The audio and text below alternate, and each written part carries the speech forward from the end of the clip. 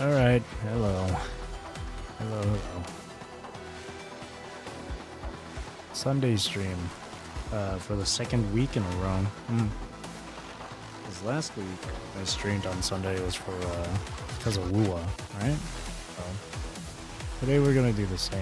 Well, same as in streaming on a Sunday.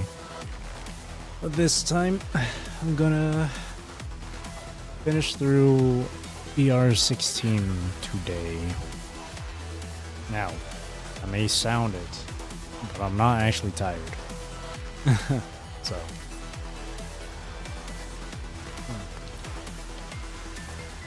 But hopefully I actually don't end up getting tired for this stream. Part of me hopes to get through this chapter at a good pace, or like at least somewhat quickly, but not too quickly that I don't want to end up rushing through it and whatnot. We are 50% of the way through. For yesterday, it took about 5 hours or so. So hopefully it's that same amount of time for today here for the rest, from nodes 11 all the way through to 20 to the very end. Hopefully. Because it's kind of risky for me to be streaming on a Sunday, mainly because tomorrow I do have work in the morning. So I gotta, you know, be a bit swift with this one. Real quick, I'm just gonna open up the story achievements. Here. Open that up. Get on the side here. Follow that.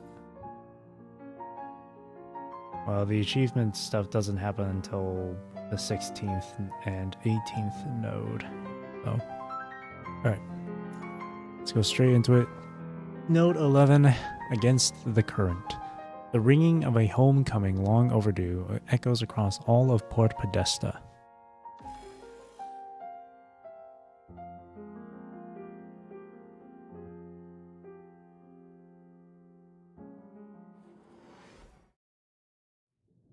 Underground Tidal Hub, present. Wait. Where's my mouse? Hang on. Why is my mouse not... Oh, weird. Okay, wait. Something's up. For some reason, my mouse won't show up on the screen. I mean, you guys can't see it because I automatically choose to hide it from you guys on stream. But on my screen, I just don't see it. That's so weird. The heck? What's happening? I can't even like click on my mouse to proceed with the dialogue. I guess I have to use my keyboard here. The shaking and roaring underfoot do not let up. Fractures climb the walls and reach across the ceiling. A dark red glow pushes through the cracks, staining all three of your faces an alien color. Valentine, what's happening to you? Across the walls, across the floor, across the ceiling, the red tide pulses like the blood of the dead Leviathan flooding back into its guts. Valentine? It's Benny, Leia. Something's wrong here. She still looks dazed, but she forces her legs to keep moving. What's wrong? My mind. It's resonating with something in this place. With what? I don't know. But the deeper we go, the more I remember. Memories that are not mine. Then whose are they? My sister's. And my father's. Her eyes are stretched wide, her pupils unfocused in the stuttering light. She looks like she is trapped inside a waking nightmare. Why me? The list of people I can trust has grown very short. You are the safest choice. Entrust the remaining half of the understanding redacted that the spell means. She heaves as if retching, a stream of unintelligible words spilling out without pause. Then she gulps for air. Leia's hands are there in an instant, catching Helentine as her strength gives out. Half of the understanding. What does that mean? Half of the understanding redacted. And something else. She shakes her head in agony, straining to bring the blurred memories into focus. When she finally speaks, her voice is thick with disbelief and a strange, unfamiliar weight. Half of the understanding. Saphira. Saphira. That familiar, weighty word strikes you like a blow. Liv. Teddy.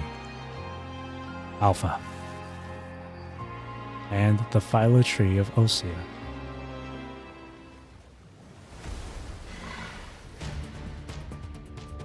But there is no time to think. A humanoid shape congeals from the dark crimson liquid, pulling itself upright from the blood before lunging at the three of you. It has not yet fully formed. Dark red fluid still drips from its unfinished limbs. Back off. Her light whip snaps around the creature's torso. A sharp, brutal swing and it bursts against the wall, dissolving into red fluid that seeps back into the greater tide. Valentine, we need directions. This place keeps shifting. I can't tell what's where anymore. This way. Shaking off the grip of memories that were never hers, Helentine pushes herself up and raises her buzzsaw to cut away forward. Hold on. Shouldn't we be pulling back? Isn't that the way we came? The red tide's already bleeding in from that direction. We can't double back now. Follow me. The core sits on higher ground, and I can feel it. Wherever the Saphira is, it's safe. The understanding Saphira. Why understanding? Why only half? How did the Saphira end up in Tavis's hands? There's no time left to untangle these questions. The priority now is getting the three of you out alive. We stay put, we get boxed in. Let's push forward and break through. Understood.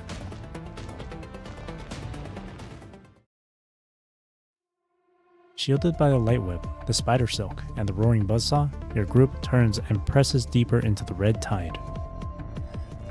Between skirmishes, you open your terminal and try to raise Grey Raven and military command. Searching for signal.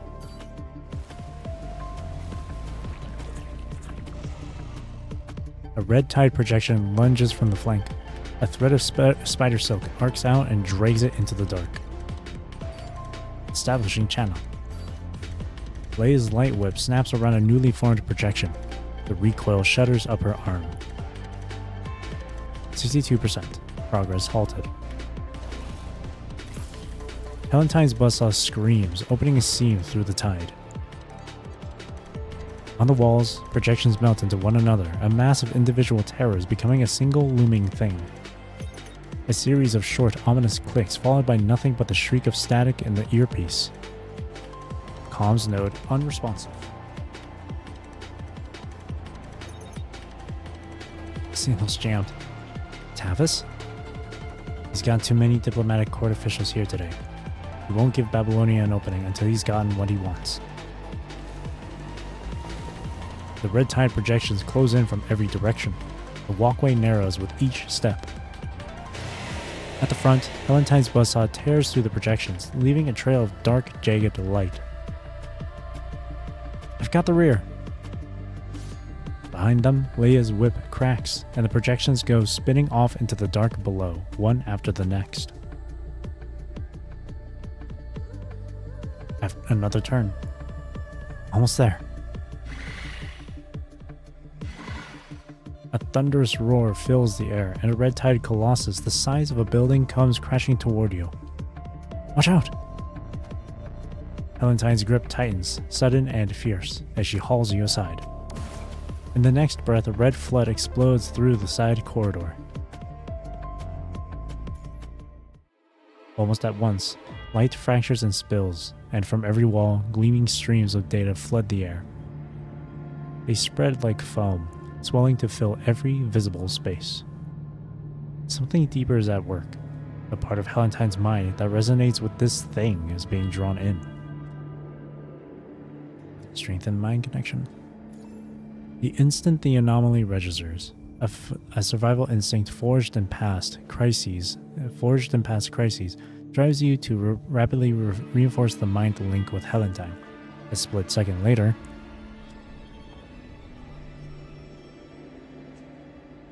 amid a deafening roar, half your field of vision is devoured by this strange churning color. This is Benny! Valentine!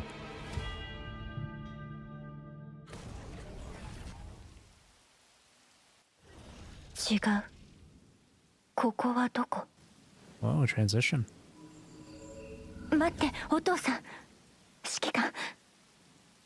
Okay, so that's there. Okay, there's my mouse. Again, you can't see my cursor because I put on a setting on OBS that hides it. There we go. Okay, hopefully that's fine now. 滑る向けはもう終わりだ。どうして港がこんなことに。こいつのせいで全部めちゃくちゃだ。これは私が去った後の出来事。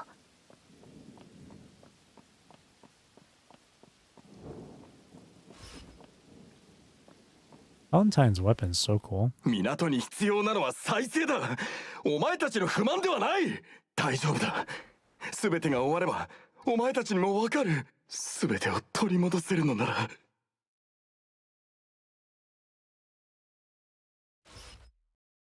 これは赤潮の幻影。でも何か違う。気をつけて。Oh, I can't see.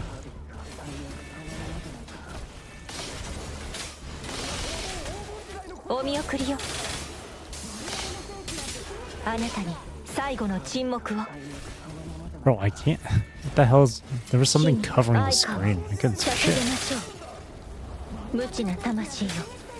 終焉を与えてあげましょう。お父さん。指揮官、追いかけないと。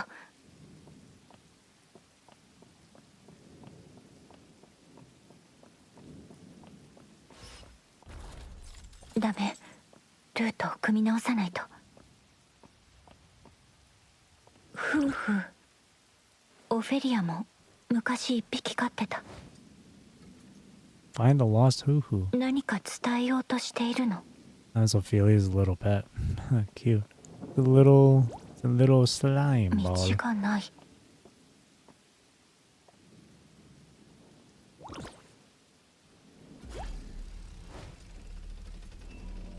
そういうことね。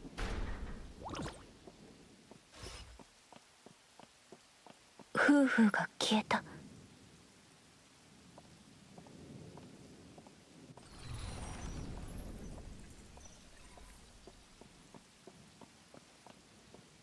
Is there anything over here?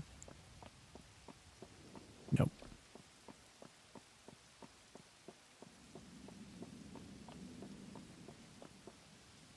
滑る向けにはもう投資価値がない。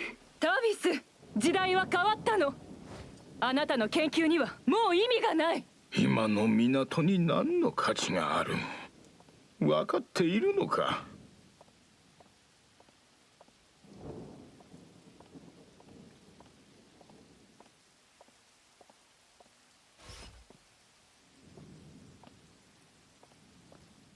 諦めろだとできるわけがない。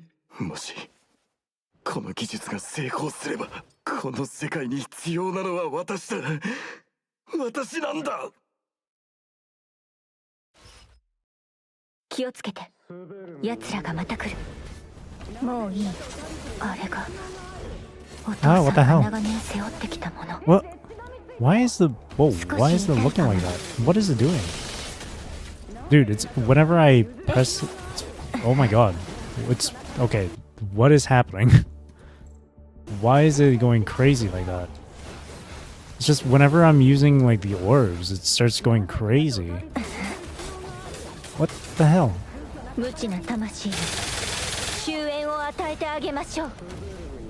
That's definitely a bug. Oh, that sound effect is really loud. Turn it down just a tad bit. Like, what the hell? 追いかけよう。 Yeah, it's whenever I'm doing any sort of combat. It's whenever I press any of the orbs that the camera just goes crazy.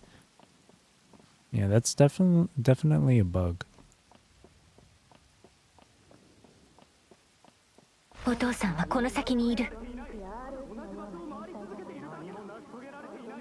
I haven't accomplished anything. You've been going in circles all these years. Avis, you're not a genius like Dominic or Arius. 技術は全く進展していない。意識修復技術は最初から間違っていたのか。なぜ問題を解決しようとしないんだ。このことお父さんはずっと覚えていたのね。1年も無駄にした。どれだけ実験室にこもっていたんだ。このデータも見てないのか。タビス、具体的な案を出せ。大口ばかり叩くな。パニッシング。お父さん、この数年何をしていたの？見つけた。解決策を見つけたぞ。奇跡は起こせる。 Sorry, there was a fly. Oh, what the hell? 無知な魂よ、終焉を与えてあげましょう。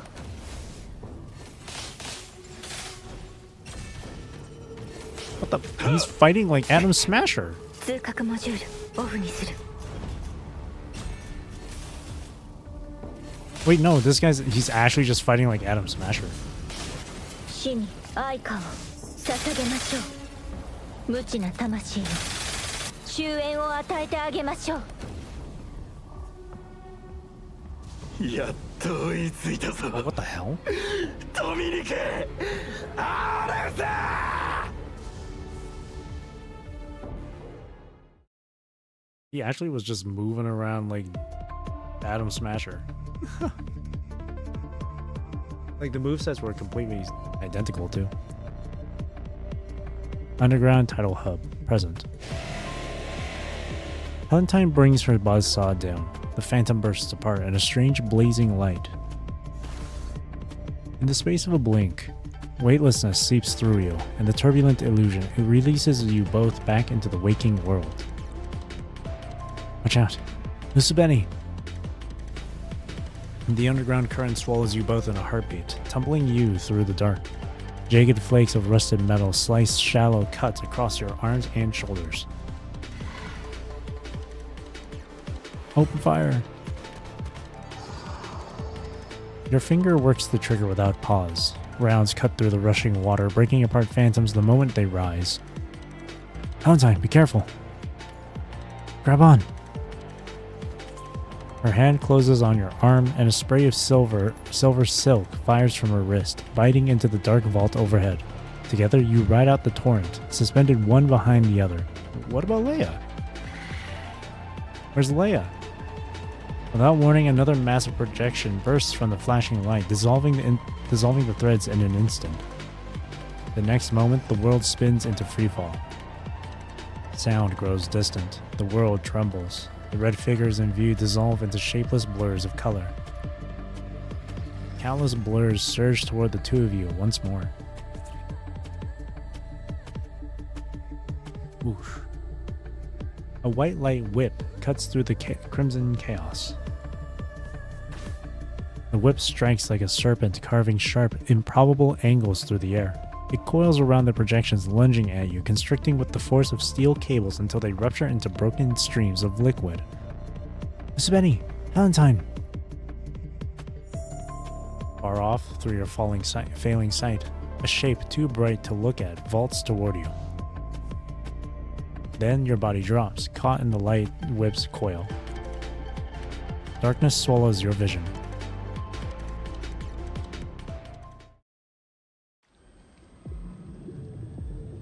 That unseen ripple radiating from the tidal hub's heart has passed over every corner of Port Podesta. Under the heavy rain, red phantoms rise from the streets and lanes, congealing into skin and flesh, into faces one after another, each one distinct. How is this possible? Beneath the phantom veil, Port Podesta begins to mend. The rust recedes, steel grows smooth again. Paint pushes through the worn primer and returns to the deep green it wore years ago. The torn and rutted asphalt seals itself. Stones settle back into the cracks. Tar softens and spreads. Decades of tracks and old blood dissolve under the rain, scrubbed clean. The red phone booth on the street corner, nothing but a rust-eaten frame slumped against a utility pole, flickers back to life. Glass panes reassemble in the window frame. Paint creeps across the iron, inch by inch. Then... Hello? It's me. I'm back.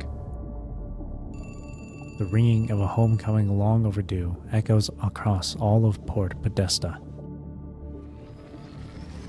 Buildings knit themselves whole.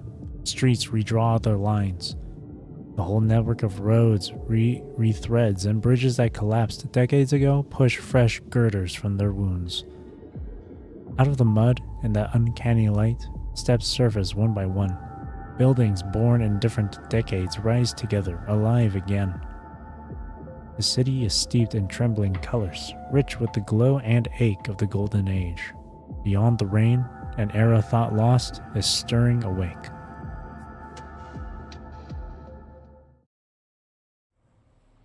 Move it! Everyone in back! Keep up! Down on the Port District docks, another raid has gone their way. Crassus and the workers have intercepted a supply truck heading from the docks into the city. The truck lies toppled on its side.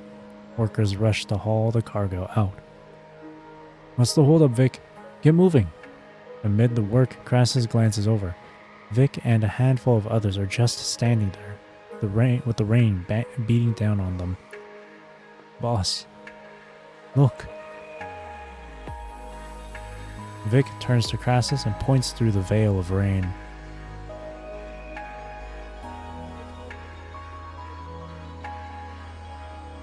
Through the veil of rain, Crassus watches the old warehouses bleed back into bright, fresh color.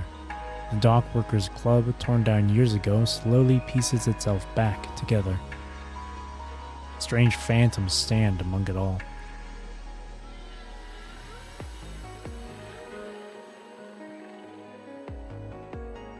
Bring Mom home.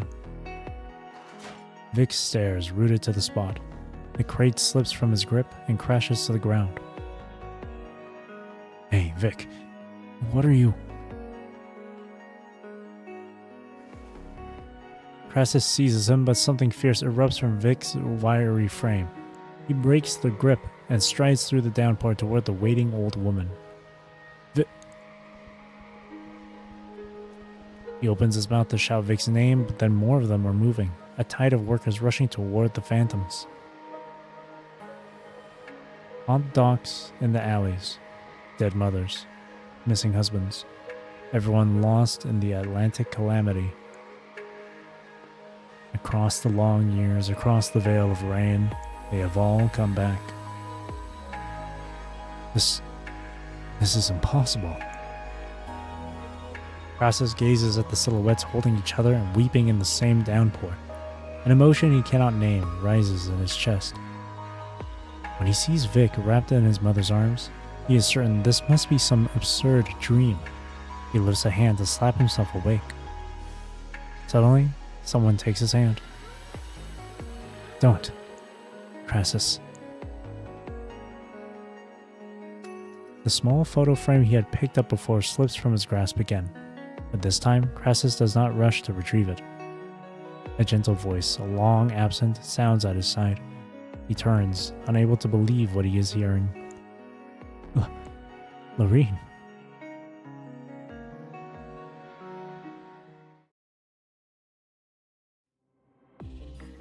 A shrill alarm splits the sky above the conservation area. Inside the command post at Constellia, the 3 members of Grey Raven have been standing by. Lee, comm status? Still down. Ever since that atmospheric spike, everything from Port Podesta has gone dark. Hold on. Without hesitation, Lucia patches into the highest level military columns. This is Grey Raven. We're registering simultaneous anomalies, punishing virus concentration and atmospheric systems, both originating from Port Podesta. We request immediate deployment.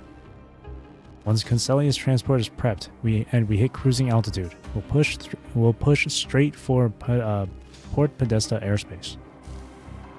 Hold on. Please stay safe. We're coming for you.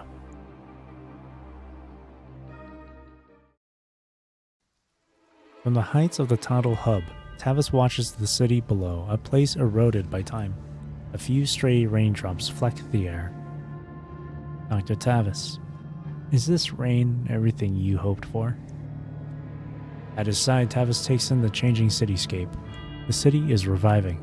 The dead are coming back. All the miracles he spent a lifetime waiting for are happening now, right in front of him. Something's wrong. Seeing the shockwave from the Saphira halt at Port Podesta's boundary, a look of confusion crosses Tavis's face. He opens his terminal and brings up a holographic display. The aerial view of the port is replaced by a stream of complex data, real-time readings of the understanding Saphira, translation rate, information throughput. Throughput. Something tells me it's not actually supposed to be a typo then. Maybe it really is throughput. I've never seen it like that. Throughput?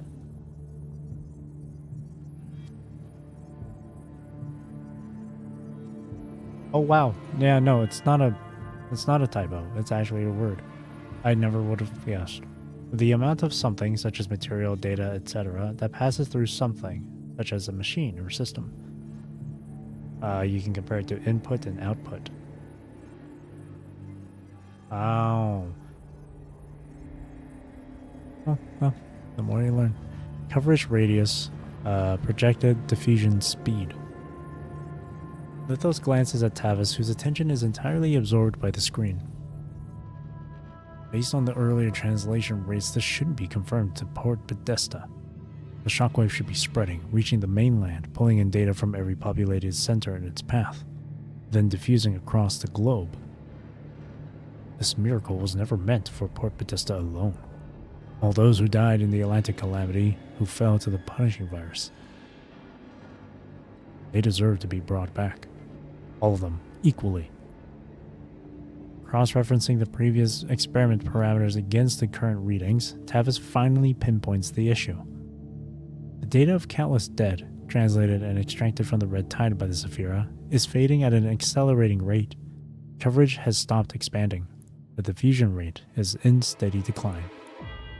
Why is the Saphira's translation rate dropping? The Saphira is resisting me? Lithos cocks his head, his interest drawn toward the tidal hub. He thinks back over the scattered clues he has uncovered across Port Podesta these past days.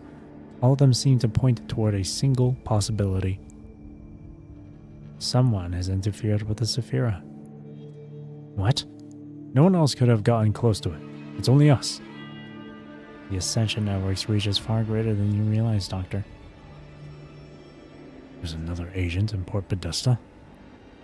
Perhaps. I'll deal with them for you. Keep your focus on the plan, Doctor. Is that one character we saw from yesterday?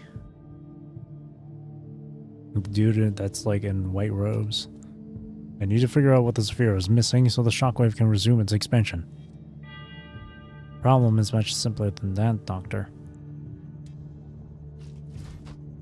Lithos flicks his fingers and steers the paper crane, gliding into the shadows of the hub. The waves can't reach the shore. Why not bring the shore to the sea?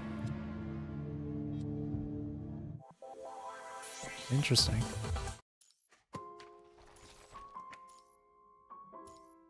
Trading Death 2. A scalpel bit deep, parting flesh. From the wound spilled not blood, but shimmering iridescent light.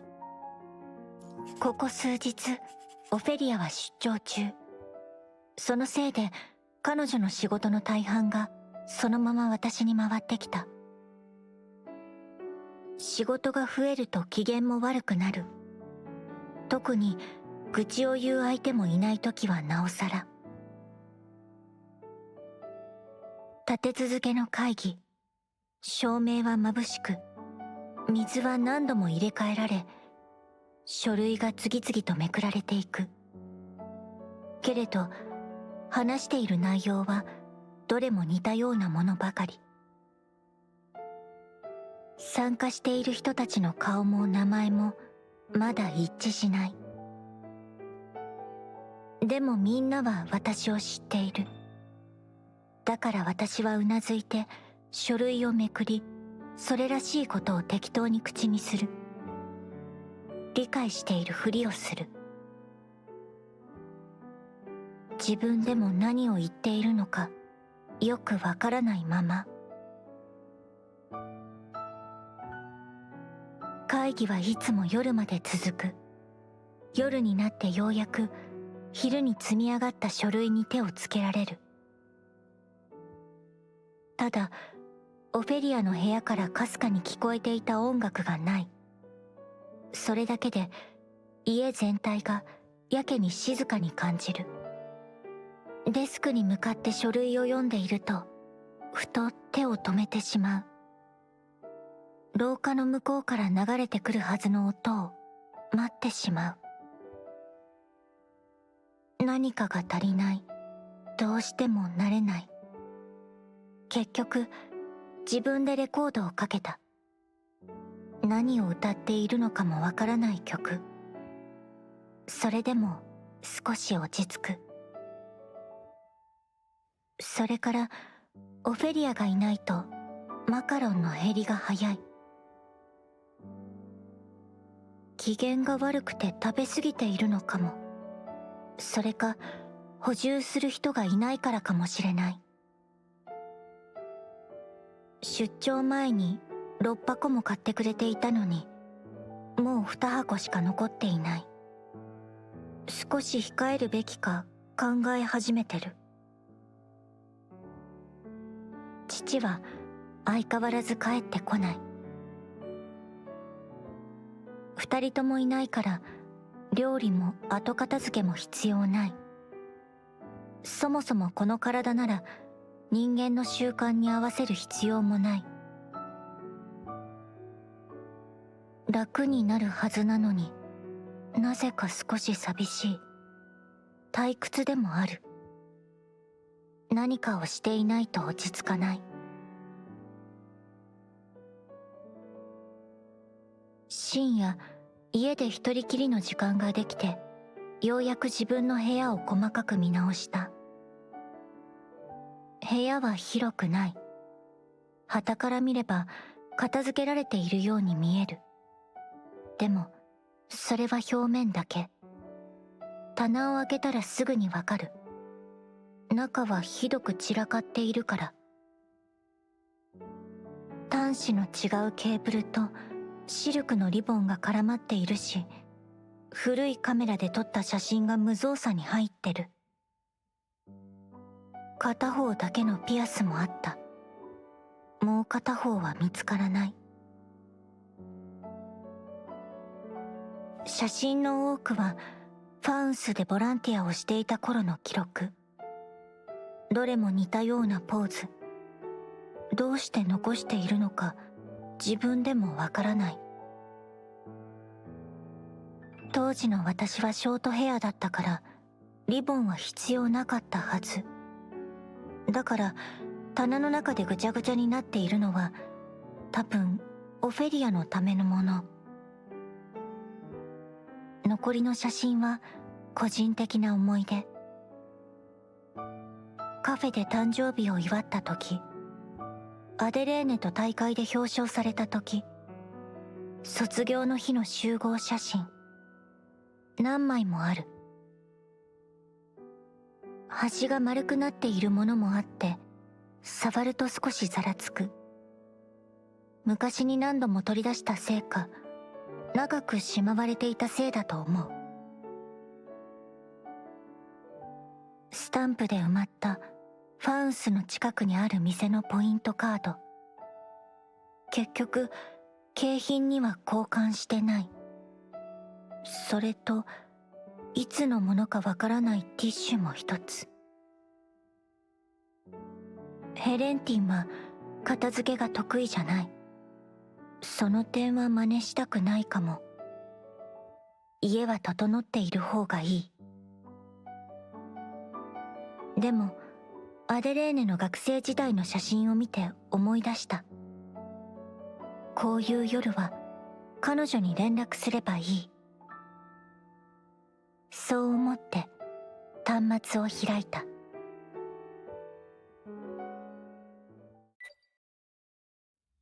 Adelaide. There was a second of silence on the other end of the terminal, followed by the sound of pages turning. Valentine. What is it? Ophelia's away on business, and father's not home. Just wanted to talk with a friend tonight. Was it too much to ask? The words nearly left her lips, but she swallowed them back. The sound of pages turning across the line told her Adelaide had other things to attend to. If it were the old Helentine, what would she have said to Adelaide? I'm here. The voice on the other end gently pulled her back from her memories. I'm sorting through some FOS materials at the moment. So you're going? I'm still thinking. But probably yes. I see. How's your injury? Well enough to handle paperwork, which is good enough. Paused. Helentine. The voice on the other end of the terminal hesitated for a few seconds without responding. I was at the hospital today. I saw Ophelia. Ophelia? She was in a hurry. Didn't stop to talk. She didn't look well. It can't be. She said she was out of town. Reconstruction talks. At the other end of the line, the rustling of papers grew slower. Then she didn't want you to know. I'll go to the hospital tomorrow. I want to see her. The sound of turning pages slowed, each one taking longer than the last, until finally there was only silence. Elio? It might rain tomorrow. Take an umbrella. And be careful on the way. Perhaps she had a premonition. Looking back, she had been unusually insistent that day, offering more words of caution than usual. But that was something Helentine would only come to realize much, much later.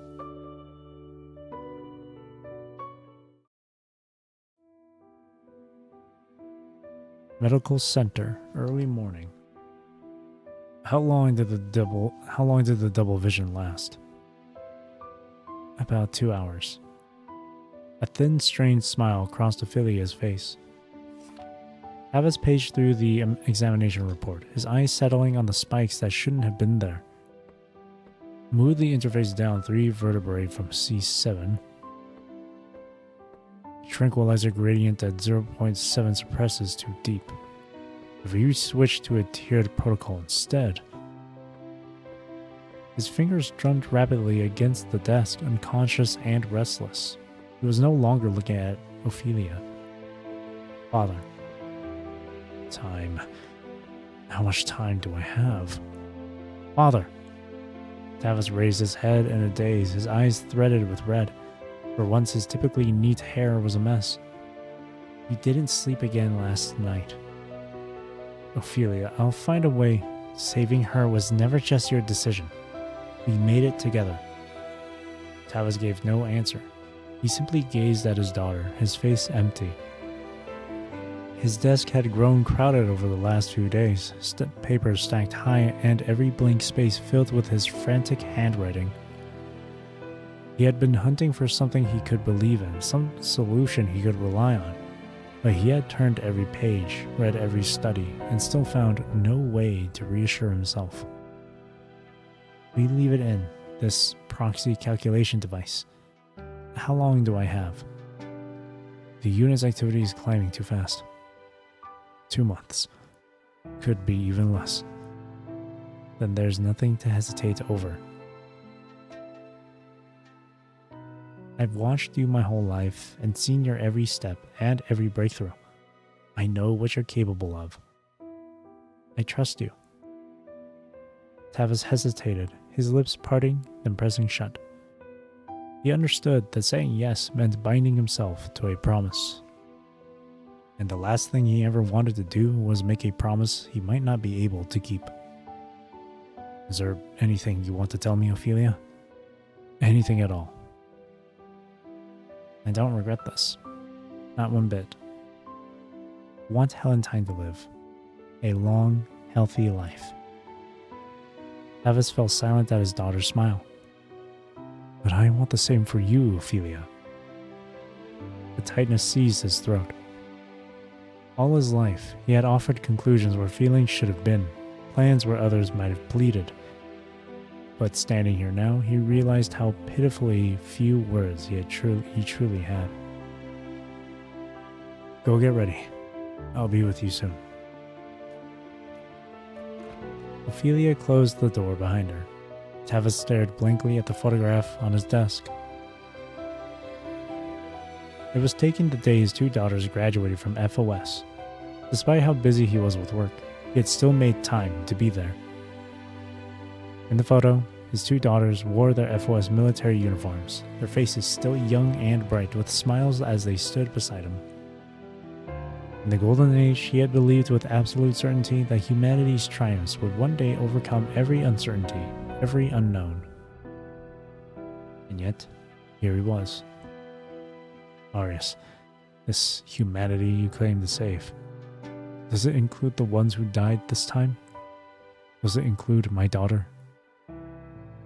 Do they have a place in your grand vision? This door is too narrow, Arius. Tavis placed the photograph face down on his desk.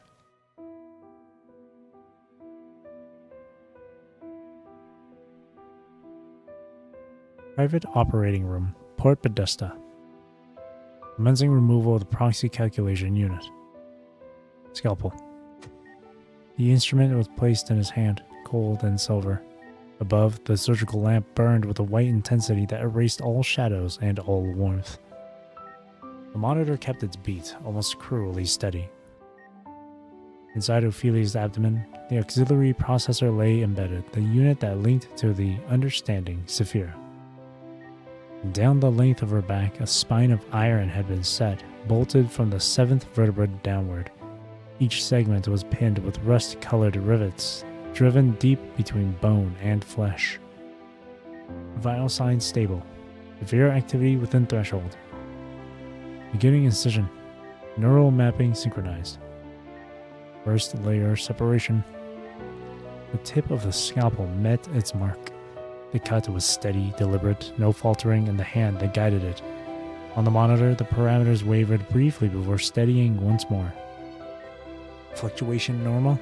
Severe activity rising slightly. Pushing tranquilizer. With the energy suppressor ready. Tavis's throat moved as he swallowed quietly. Severe activity continuing to rise. Push another dose. Preparing for unit separation. Still climbing. Continue. Activity still rising. Approaching safety threshold. We should stop, Dr. Tavis. Just as he hesitated, the monitoring panel blazed to life with urgent red pulses. Dr. Tavis, the energy is backflowing. Cut the connection, now! In an instant, blue light erupted from the Saphira, devouring everything in sight. I'm Helentine Spellman. Is there a patient named Ophelia here? I'm her family. Ophelia? Let me check.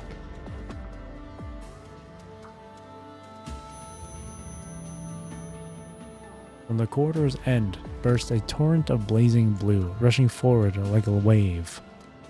It came with a howl. A beam of uncanny light shot through the building, rippling outward in rings that swallowed every color in their path.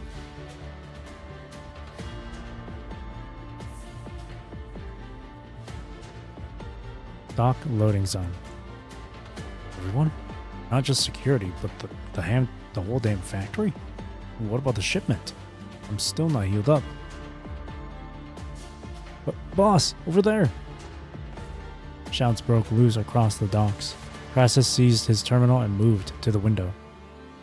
A column of azure light was climbing into the sky. In the direction of the city, fragments of buildings swept around the beam like fallen leaves, churning and spreading like a gathering storm. The hell is that? Did the swear dam blow again? Sirens wailed over the city. High above the streets, Crassus watched as convoy after convoy of military and police vehicles surged onto the highway, speeding toward the unfolding chaos. He swept his eyes across the scene, then after a brief pause, he reached for his terminal. How many people do you need from the docks?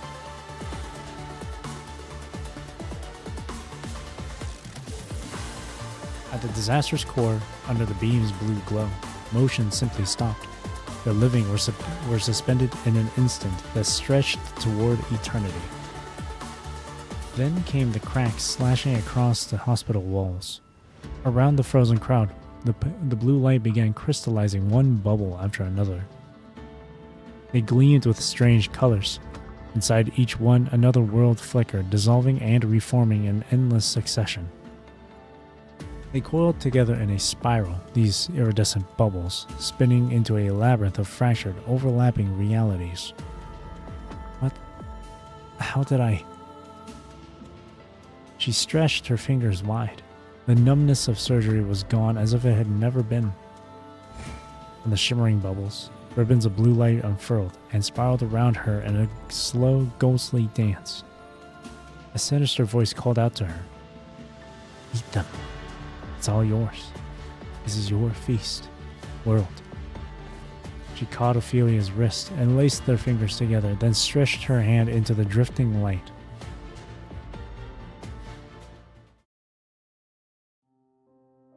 Something unraveled inside her.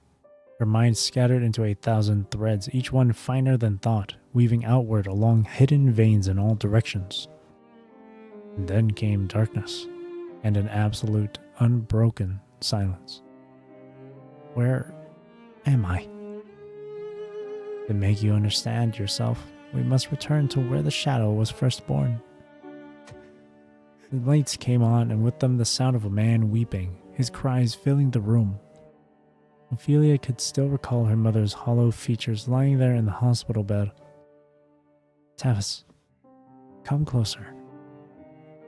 Valentine, Ophelia, you too. Come here. Ophelia hid behind her sister, too afraid to step forward. She had a bad feeling about it all. She only felt the coldness of the lights. Her mother reached out a hand, and it was cold too. Stella, how can this be? Tavis, please, do something for me. Teach them how to love someone. And teach them how to say goodbye to the ones they love. I've never learned it myself, and neither have you. But they will need to learn it someday. At last, Ophelia brought her little cheek to rest against her mother's hand. She was too young to know what death was.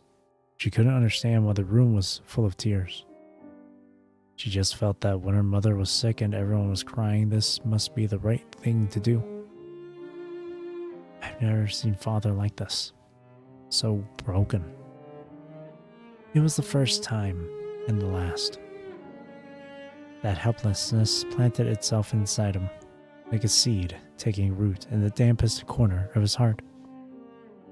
On the night of Ophelia's 6th birthday, her mother was diagnosed with diffuse midline glioma? The doctor told her father the tumor had already spread through her entire spinal cord. By then, surgery was too late. He believed that none of this had to happen, if only he had paid closer attention to what was right in front of him. So he threw away his scientific ideals and sank himself into the swamp of practical work. But unfortunately, mistakes and regrets had a way of finding him. They followed him everywhere. Have you ever realized it? Somewhere along the way, you became his tool to settle old debts. No, that's not true. He's just trying to do better. That's what Mother asked of him. Is that so? With a mocking sneer, the shadow gave a snap of her fingers. Afternoon sunlight fell in long angled shafts from the tall windows, settling over the heavy bookcases and the dark wooden desk. Papers were spread across it, anchored by a fountain pen. Tavis's glasses sat nearby, just taken off. Before the desk, a girl stood small and still, her eyes already reddening. You're great this time. It's still a B, Ophelia. B isn't good enough? You know the standard I hold you to. Tavis laid the report card flat. His tone never rose, yet it wounded more than any harsh word could have. It's not that you weren't capable. During the derivation of the final problem, you stopped at the fourth step. You always fall just short of the mark. You've seen your sister's grades yourself. Ophelia's fingers twisted into the fabric of her sleeves. Father, I think... Valentine reached from behind and wrapped her fingers softly around her sister's shaking hand. What does my sister have to do with this? Because she can do it, I have to be exactly like her? I've told you this many times, Ophelia. The Spellmean family's motto is vision beyond all, duty above all. For centuries, it was a matter of blood. Now it stands as something greater, a reminder that we are meant to go further than the rest. The Atlantic Eye's monument is carved with the names of its designers, its overseers, and those who gave their lives for it. Proud trade routes are named for pioneers. Theorems carry the names of our discoverers. Cities remember the people who shaped them. I don't want either of you standing in the shadow of the age, watching greatness from the sidelines. What's so wrong with being ordinary? You bear the name Spellmean. I expect you to rise above that, to stand higher than the rest. This is also what your mother wanted, or she...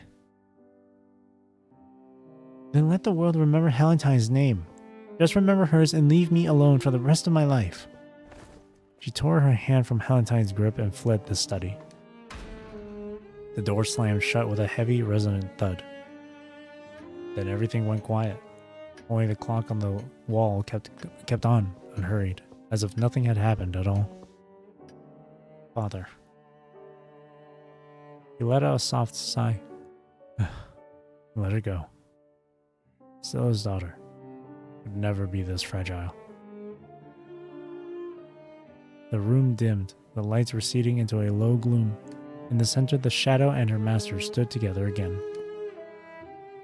This is your entire life story, as the shadow of your mother and sister. And there's the thing. No one can sympathize with someone who's ordinary, someone who runs away. That's what you are at home, right? What exactly do you want from me? You and Helentine both owe your lives to a piece of technology called the Understanding Saphira. Funny thing is, that same thing caused the Atlantic calamity. The proxy calculation device inside you is linking to it now, and your father is ignoring every risk and trying to forcibly remove it. As a result, a small accident is happening in Port Podesta right now. I don't even know what a Saphira is, but putting that aside, are you saying my surgery is going to destroy Port Podesta? Hardly.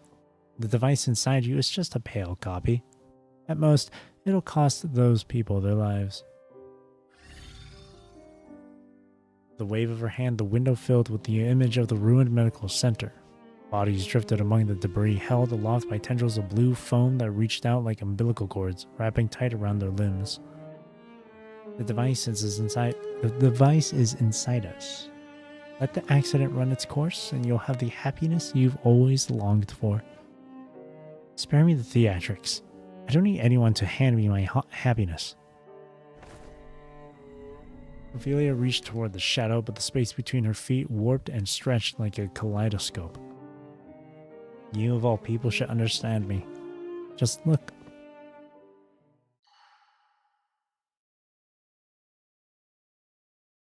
The past rippled outward, like water disturbed by a stone, its waves reaching into every stilled future. Out of infinite moments, infinite decisions, infinite versions of herself were born. Each one moved forward, unshaken, walking the path her convictions had laid. She had once dreamed of becoming someone as reliable as her father, Professor Ophelia. She was at the podium delivering her latest findings on the mind. The students below watched her intently, their eyes full of passion, just as she once did in her youth, admiring, thinking, questioning. She listened attentively to the young seekers of knowledge, just as her father once did.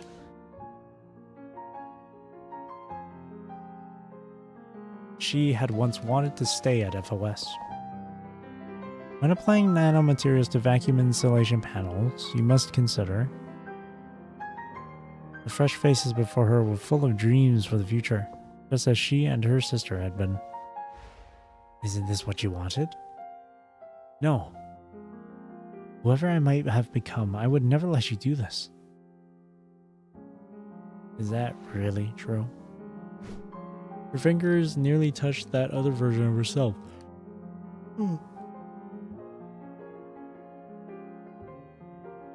Excuse me, I had a yawn just then. Hang on, let me do a quick little stretch here. Okay. When countless shadows came, rushing at her like a black tide, they tore at her shape and drove her backward. Where is everyone?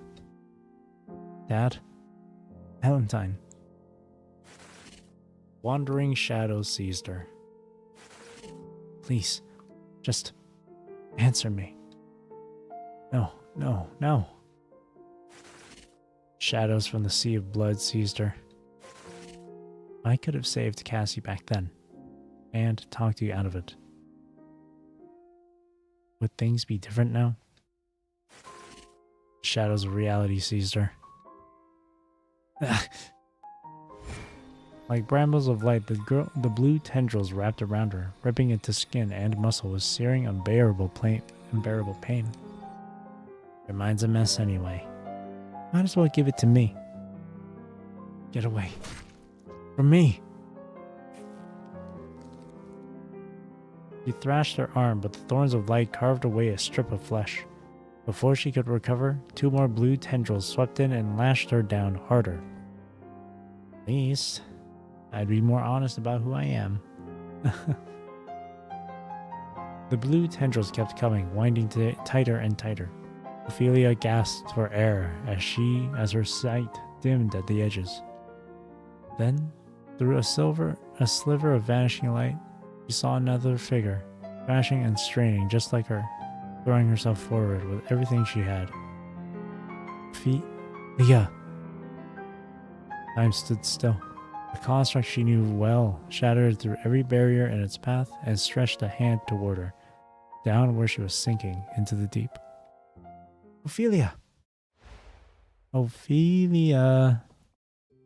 Pasta's ready. If you don't come down soon, it's going to get all clumpy. We went to Ophelia's room first and knocked on the door. I'm coming in? Only silence met her at the door. She stepped inside. The bed was made with care and the curtains drawn halfway. On the desk lay an open notebook and a pen someone had forgotten to cap. Ophelia was not there. She tried the terrace only to find it empty as well. Ophelia, dinner's ready. Dad already left. She checked the little reception room at the end of the second floor. It was also empty. The piano room door was slightly open. She nudged it wider and looked in. A sheet draped the piano and the chairs sat in tidy, vacant rows. No sign of her. At last, she came to the storage room and paused. The door was not quite closed, just a thin crack of darkness showing through. Valentine eased it open. The smell of damp wood and old cardboard rose to meet her. Oh, excuse me.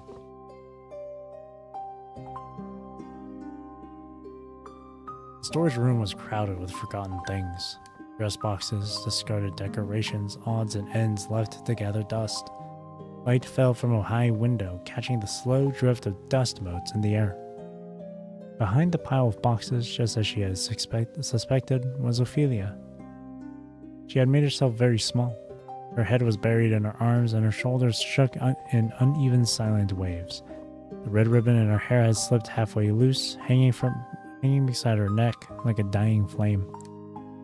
Her body shuddered with each breath. In the stillness, every sniffle echoed clearly. Ophelia. What? Dinner. Go eat by yourself. I'm not hungry. When she looked up, her eyes were swollen and red, her voice too thick with tears to hide. Pasta's already done. Now you've even taken over the cooking around here. It's not like that. Pasta's the only thing I know how to make, and if you leave it too long, it gets all clumpy. Then just throw it out.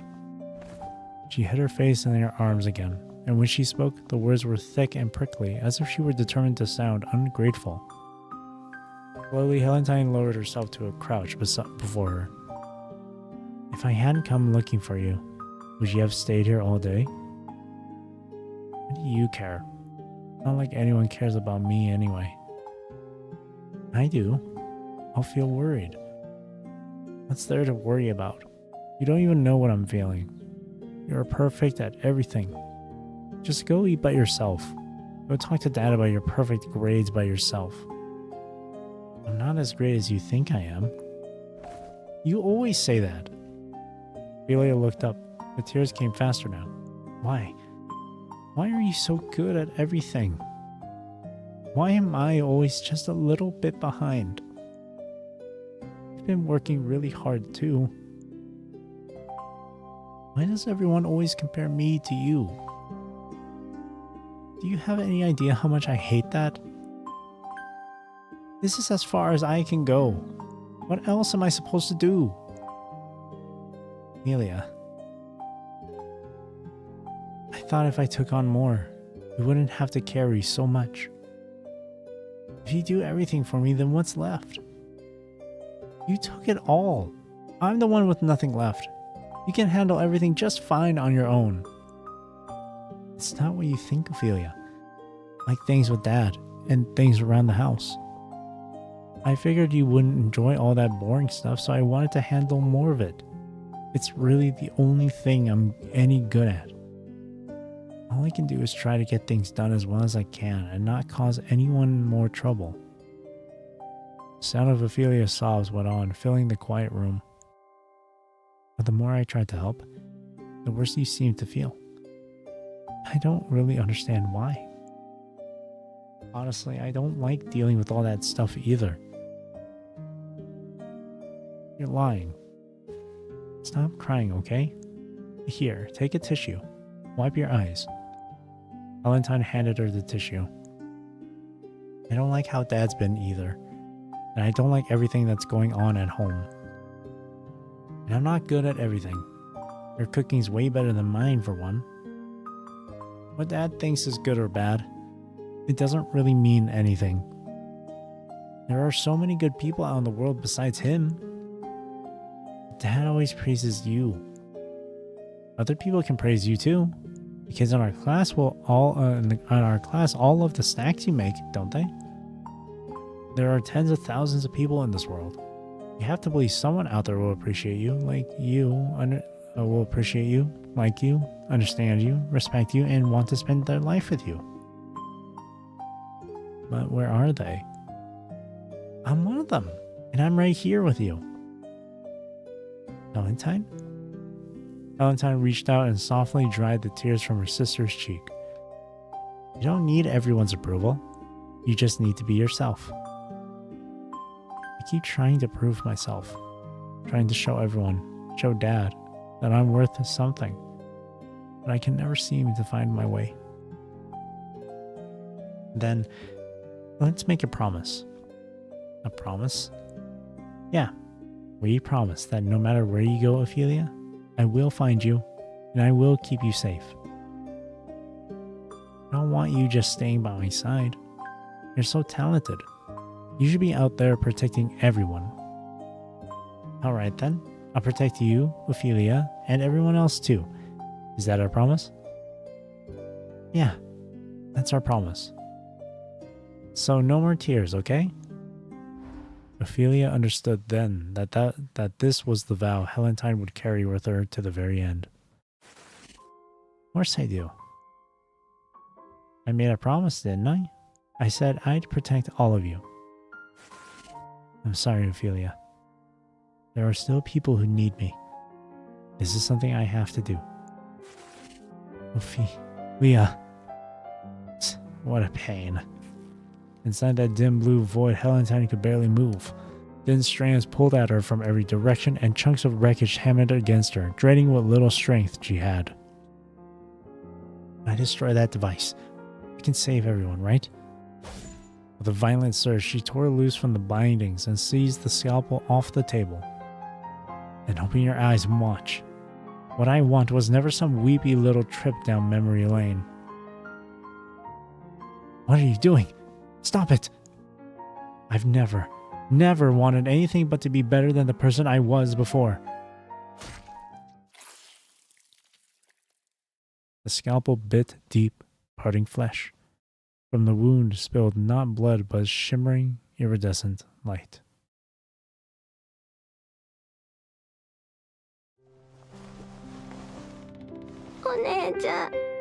何? 本当に慰めるの下手だよね。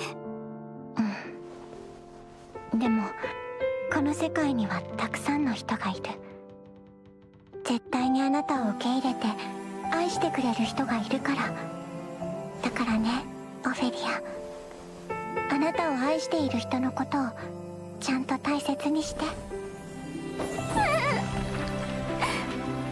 お姉ちゃんみたいに誰にも迷惑をかけないようにする。いつかお姉ちゃんみたいに何でも上手にできるようになる。あなたより上手にできることがある。死ぬこととかね。騙されたね、お姉ちゃん。この異変が続けばもっと面倒なことになる。私の死が最後に何かを残せるのなら、この出来損ないの人生を許せる気がするの。待って、あなたは多くのことを忘れてしまったのかもしれないけど、この世界にはあなたを愛してくれる人がいる。絶対に。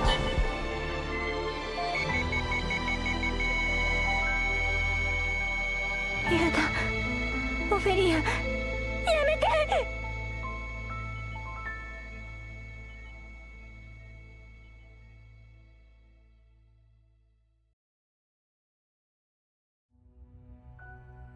As the procedure advanced, the Saphira energy bled outward, and quieted as Ophelia's consciousness slipped away.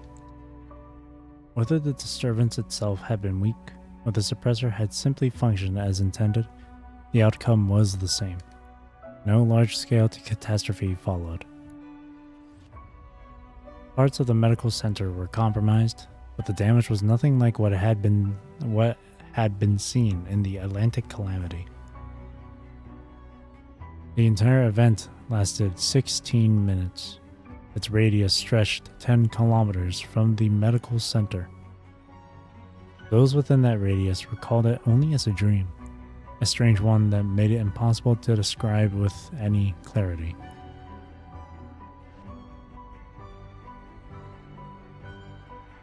But time had unraveled entirely for the young woman bound to the understanding Saphira. She saw herself, countless versions of herself, each standing at a crossroads of fate. One fought shoulder to shoulder with Adelaide. Oh, I wonder if that's the one from the previous chapter. Another walked forward beside a commandant she knew well. Yet another fell with the world, swallowed by its ruin. That first one was I'm pretty sure, it seems like that first one was definitely like from the previous, or from chapter 41. In every world, despair found her, and in every life, she refused to stop.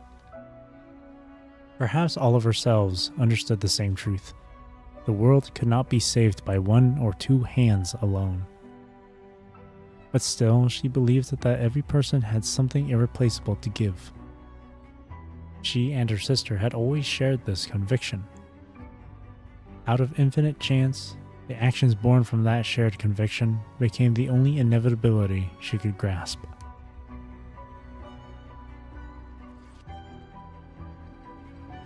Ophelia searched the futures, and in every one, red consumed the horizon, devouring all that might have been. Fate's threads wove themselves into a vast, sorrowful music. Ophelia could only listen and sigh. She watched herself die in 1,000 different ways, and with her, her sister, her father, every friend, every love, every face she had ever known across every life. And yet, in every story, each version of her had tried. She had gathered what little hope remained and bent it into a thin blade of light, pressing it against the dark. The red tide thickened into blood and spun itself into a crimson cobweb. She hesitated. Should she even peer into the future? If ruin was certain, every action became meaningless. Yet, if the future were only randomness, then action and consequence would held no meaning either. In the end, humans were creatures who acted on conviction alone. Ophelia decided to step into her world once more. What kind of ending awaited it? What future would unfold for those who loved once she was no longer there? Even if it ended in ruin, she wanted to see that end with her own eyes. Gently, she slipped free of the knotted threads and drew aside the last veil that hid her world from view. She saw her sister's future. She was on a battlefield. She was thinking. She was standing before the corpse of the universe. She saw her father. He's in Port Podesta, in panic, in sorrow, in the dead of night.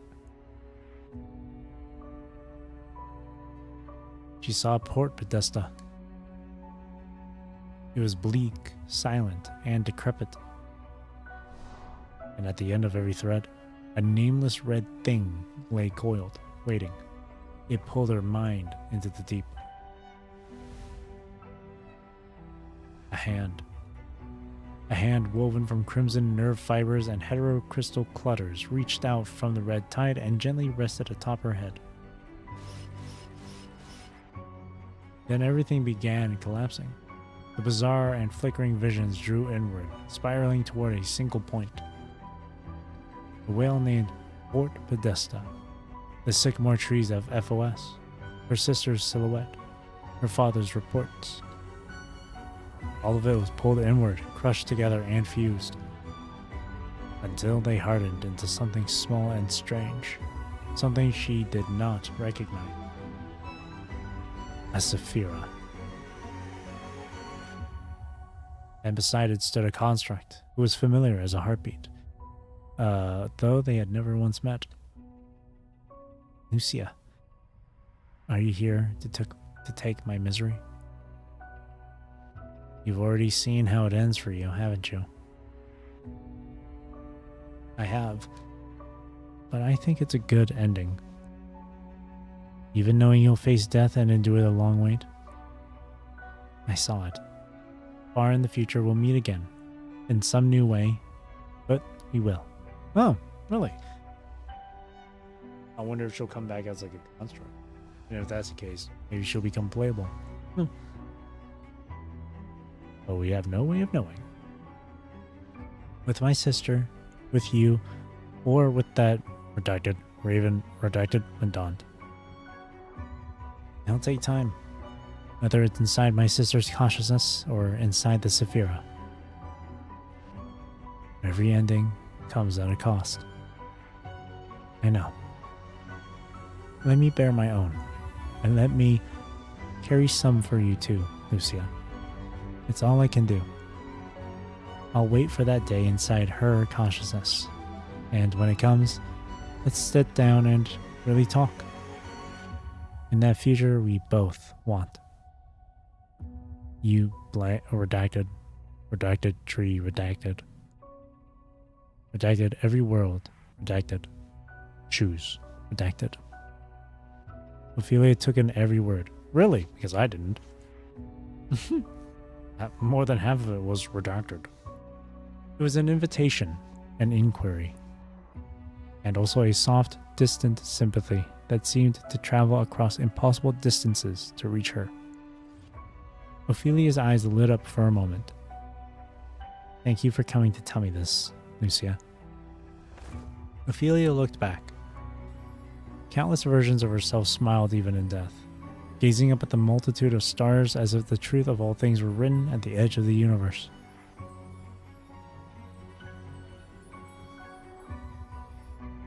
One after another they fell, and with each fall they laid down a road into the unknown.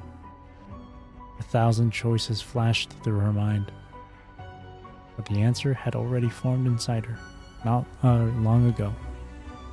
She knew her decision. The same decision every version of her in every world would make. I'll see you again in the near future, Lucia. She gave Alpha a nod. Then she turned her back on the way she had come, and began to walk.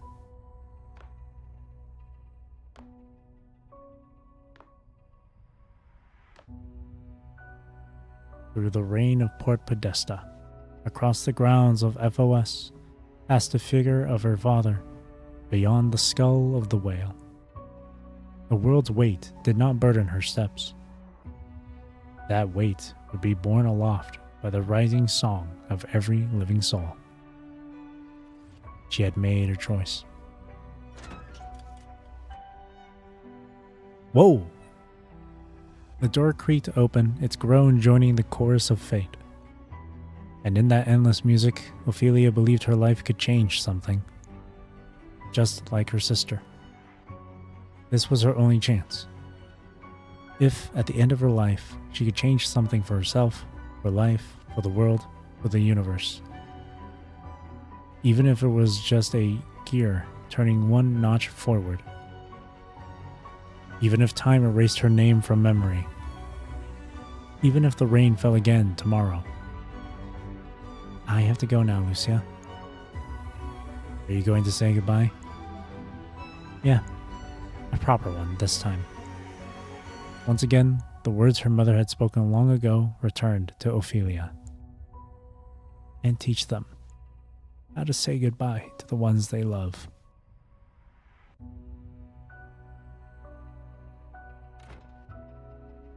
The door closed softly, and the light trapped in the prism, and those worlds spun fine as silk, began to gather now, all at once.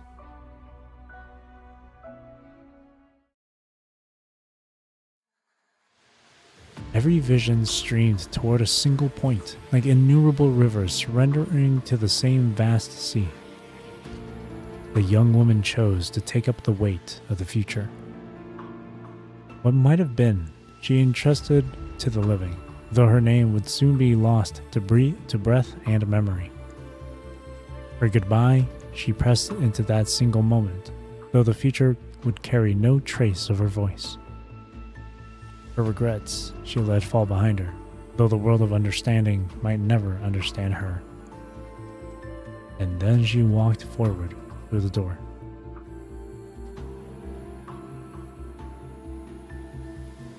To end the disturbance of understanding, to guard the future she still believed in, she surrendered her consciousness to the Sephira. She chose death and goodbye.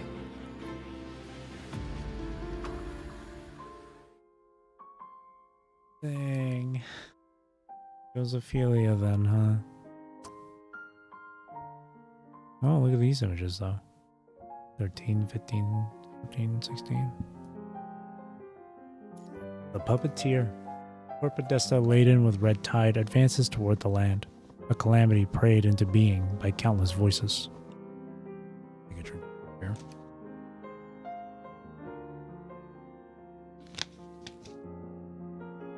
オフェリアがいなくなって、この世界から色が消えてしまった。それからすぐにパニッシングというものが世界中に広がった。最初に止まったのは通信。太陽間から始まって、次に大陸間、そして港は孤島みたいになった。避難用の輸送車で屋敷を出た時、隣にいる父が膝を強く握ったまま一言も話さなかったのを覚えてる。彼が何を取りに戻りたがっていたのか、その時の私は分からなかった。後になって知った。父が取りに行きたかったのはオフェリアの形見。彼女の古いレコード、デスクに飾ってあった花、それから私にくれた冷蔵庫の中のマカロン。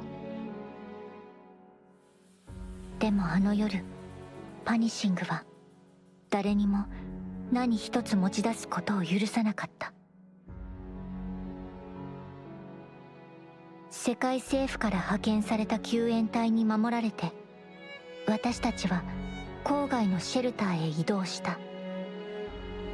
そこには3000もの人が押し寄せていたけど、用意された登録用紙は2000人分だけ。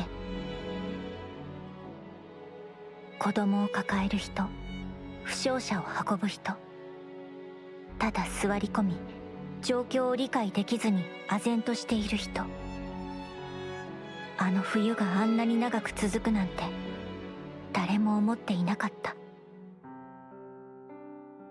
配給は日ごとに減っていき、飢えと寒さの中で次々と人が死んでいった。それでも人々は不思議なことに最後まで誰かのために何かを残そうとしていた。不治の病を患った青年は配給券をすべて母親に残し、最後の2枚だけをタバコに変えた。入り口でそれを吸い終えると、そのまま雪の中へ消えていった。避難所の外にある信号灯はとっくに壊れているのに、作業服を着た男が毎日修理に向かっていた。もしかしたらつながるかもなんて言いながら、仕事へ向かうかのように静かに出ていく。10日目、彼は帰ってこなかった。帰らない夫を毎日外で待ち続ける老婦人。生まれてくる子供のためにわずかな布で綿入りの服を縫う母親。そしてある少女は日に日に痩せていくのに、食券をいつも半分だけ隠していた。お姉ちゃんの分なの。きっと迎えに来てくれるから。私が決心できたのは救援隊隊長のミラのおかげ。欧州方面から戦い抜いてきた彼女は傷だらけで隊員を率いて港の救援に来てくれた。スベルムの避難車両が無事に脱出できたのも彼女の援護があったから。ミラの故郷は0155都市にある。家族は皆陥落したその町に取り残されたままだと言っていた。私は彼女に聞いてみた。どうして救援隊は故郷があるのにそれでも他の土地に手を差し伸べるのかと。焚き火に照らされたミラの笑みはどこか苦しげだった。もう家族が帰ってこないと分かっているから。彼女はそう言った。でも港にはまだ帰ってこられる人がいる。こんな時にさえ誰かに手を伸ばせなくなったら本当に何も残らないから。その夜、私は救援隊に志願した。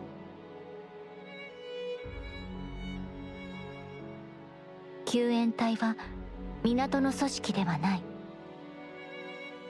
世界政府が急ごしらえで編成した外部組織で、正式な部隊番号もなく、物資も各地からの支援頼みだった。それでも彼らは力の限り生存者を救い続け、避難所の命綱である給水管を守り抜いた。信号塔も守った。それは後に何年もの間外への信号を送れる唯一の塔となった。あの時代、港で生き延びた人間は彼らに命を救われた借りがある。きっと誰も認めようとはしないと思う。でもそれが事実。父がオフェリアの形見を気にかけていたことを思い出し、私はある任務の途中でスベルムの屋敷へ戻った。彼女が寝る前によく聴いていた古いレコード、枯れかけのデスクの花、冷蔵庫のマカロン。あの午後だけは彼女がまだそばにいて、全てが昔のまま続いているように思えた。その帰り道、陥落した町の中であの少女が待ち続けていた姉を見つけた。よかった、マカロンもあるし妹と分けて食べてもらおう。私とオフェリアみたいに。あの時の私はそんな子供じみたことを考えていた。瓦礫をすべてどけ終えた時、彼女はすでに失血死していた。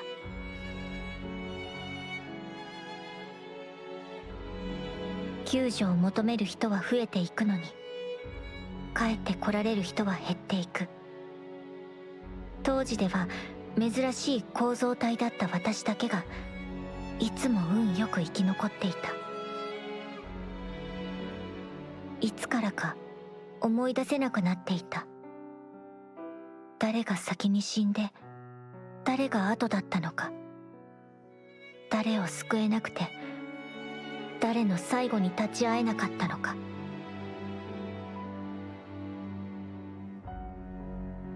ミラが死んだのは37日目だった。その日の任務は倒壊寸前の家に取り残された労働者一家の救助。彼女が中へ入った瞬間、屋根が崩れた。最後の瞬間まで彼女は何かをつぶやいていた。これ以上母親から子供を奪わないで。その夜、私はミラの無線機を拾った。隊長の無線機を。隊員たちは誰も反対しなかった。きっとみんな分かっていたんだと思う。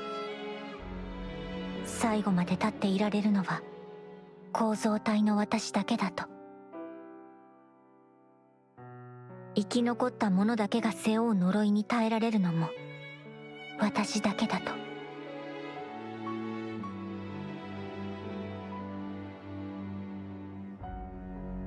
何日経ったのかもう思い出せない。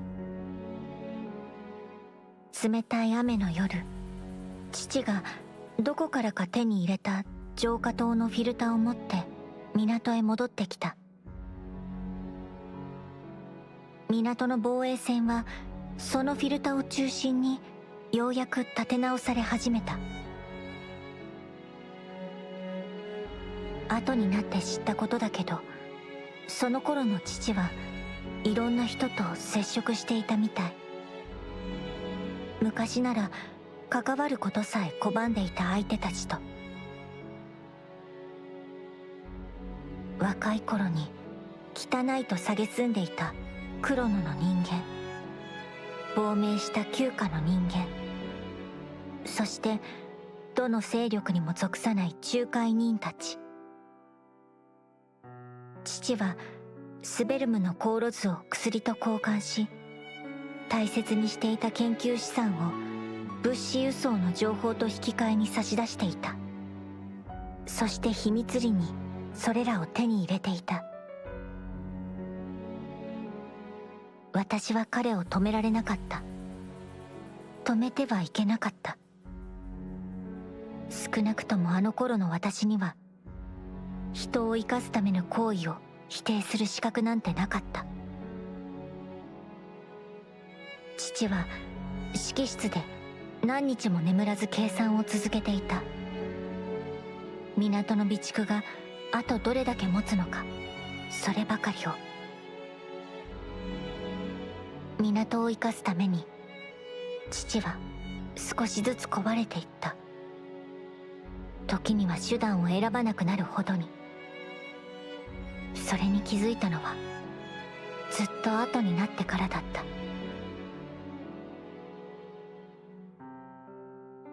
数えきれない失敗の後でようやく環大西洋の防衛線が築かれた。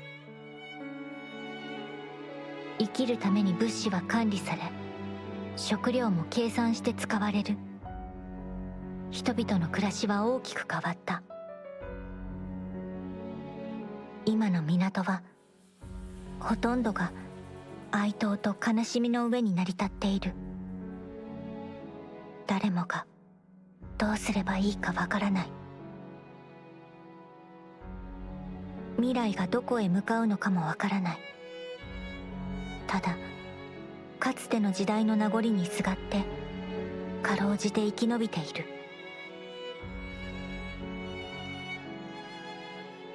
それでも生活は続く。時々冷蔵庫を開ける。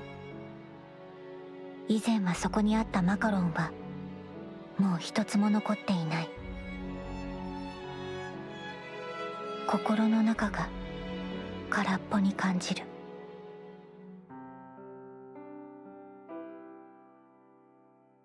私はスベルムの代理人として父を補佐し、港の再建を引き受けた。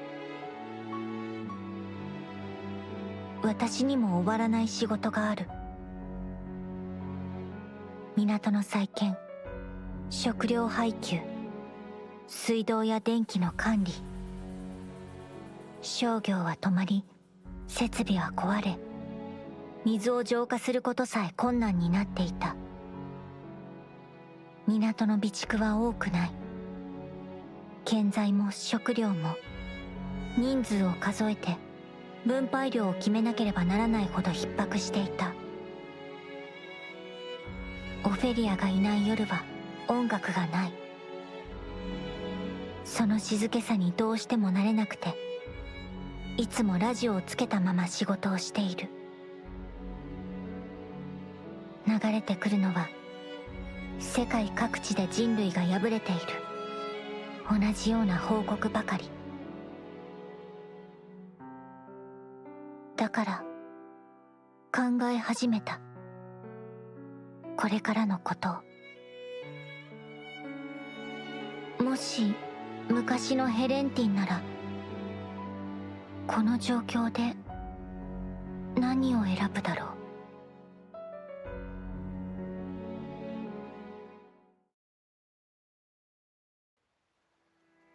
I used to believe that after everything we'd been through, life would finally start getting better. It didn't take long for that hope to fall apart. New orders began pouring out of Father's office, one after another without pause. Outbound vessels, approval required. Relief supplies impounded. Medical fleet, standby. After the punishing virus outbreak, Port Podesta became one of the few ports in the TEC that could still function. Ships rushed in from all over.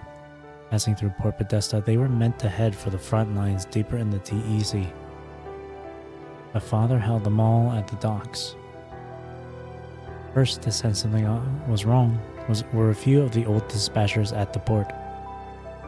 Miss Helentine, this is the fourth one this week. The White Gull filed for departure 3 days ago. She only stopped at Port Podesta to refuel and resupply, but she still hasn't been cleared. What's the reason? Contraband? No, though all relief supplies have now been classified as pending review. They've already been moved into our warehouses. He slid the list across the table toward me. The edges of the paper were worn soft from being turned over too many times. I looked at what was written there. Weapons, emergency rations, bandages, painkillers. These were things meant to save people's lives. I'll find out what's going on.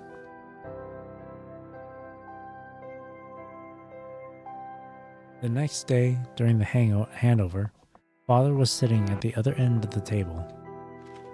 I slid the list across to him. Father, none of these ships were bound for Port Podesta. Father raised his weary eyes a little. He did not speak. They're carrying relief to other cities across the Atlantic. People who are still waiting for rescue out there. If these ships are even a day late, I know perfectly well. Then why? He raised his head. His eyes were weary, but there was no trace of yielding in them. Our industrial production is offline. Port Podesta's medical supplies will run dry in 3 weeks. Construction materials at current consumption will last 2 months at most. Now I haven't even mentioned food. Right now, every person in Port Podesta is on 1,500 calories a day.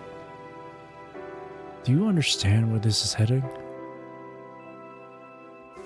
He tapped the list with his finger.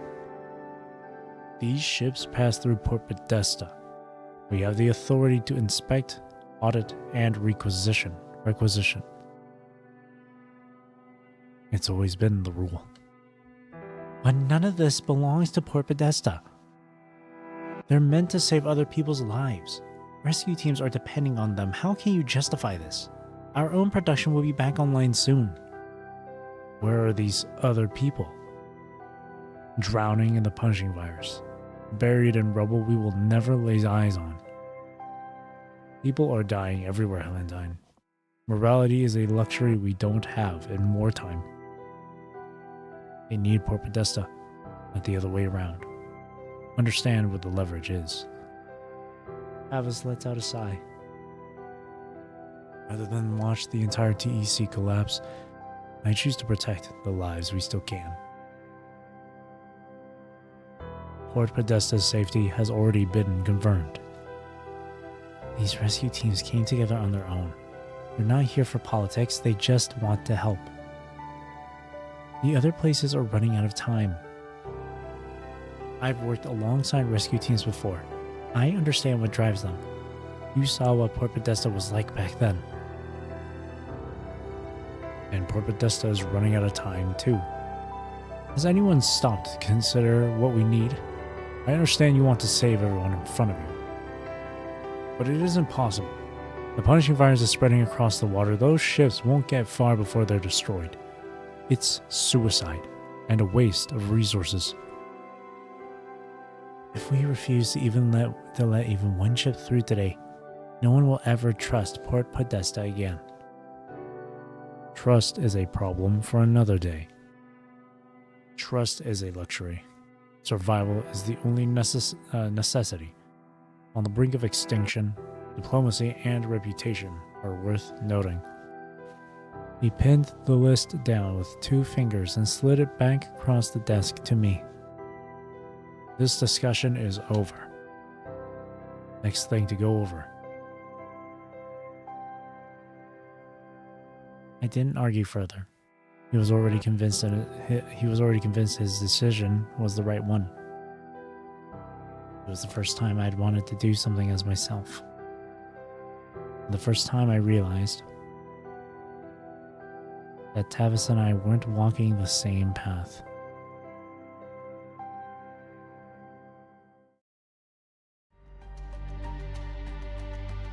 Dock 3, Port Podesta at 3 a.m. Thick fog rolled in from the sea, swallowing the searchlights into blurred halos. Using the temporary clearance I had over Port Podesta's resource coordination, I stamped the release approvals for every ship that had been held this week. Miss Spellman? Guards will look the other way. Don't worry. Take your things and go. On the dock, the rescue teams were checking supplies against the manifest, item by item. There were shouts from the workers aboard the ships, hushed murmurs among the rescue crews, and the sound of wind and waves filling the spaces in between. In that moment, I think I began to understand what the old Helentine must have felt.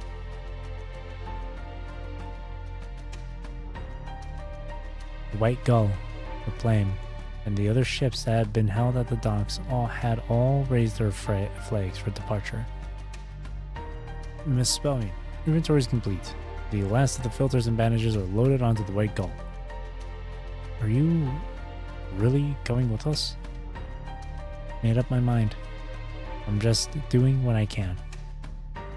I'll go with you into the Atlantic, as far as we can get, and try to save people, as many as we can. Thank you. Through the thick fog, engines were already rumbling low. Just as I turned to step onto the boarding ramp, a headlight cut through the distance. Father got out of the car alone. No attendants with him. Helentine Spellman. His voice carried the weight of exhaustion. Have you lost your mind? I made myself perfectly clear. I know. You're not saving anyone. You're stealing Port Podesta's future to feed some fantasy of playing the hero. Something bought with other people's lives. Is that what you call future, Father? My voice grew louder before I could stop it. It was the first time I'd ever raised my voice at him. You think one ship's worth of supplies will save a single life out there? Helentine, you don't even know if the White Gull can make it past Port Podesta's fog. Right now, there are people who need me. People waiting for help. That's why I have to go. Every pill you give away tonight, every crate of food, it could kill someone in Port Podesta tomorrow. Father took a few steps closer. In the dark, I could barely make out his face. Helentine, come back. If you come back now, we can pretend this never happened. Come back with me. For this, I had never once questioned anything Father asked of me.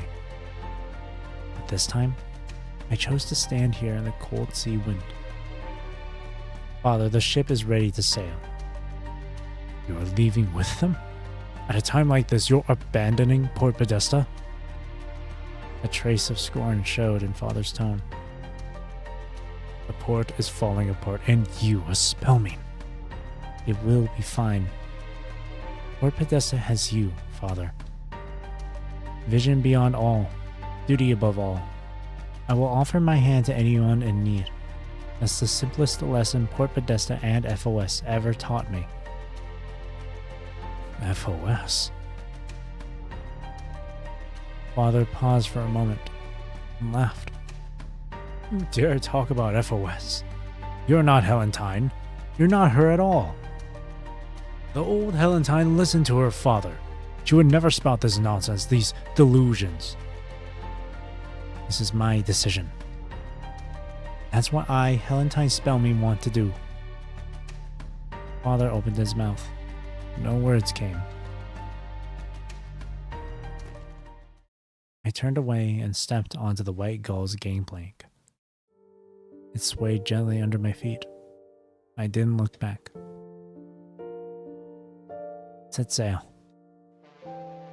The mooring lines dropped into the sea one by one. Through the thick fog, the dock slowly began to recede. Father just stood there. He didn't call out to me again, and he didn't send anyone to stop me until the fog swallowed him whole. The sea wind was cold and sharp with salt.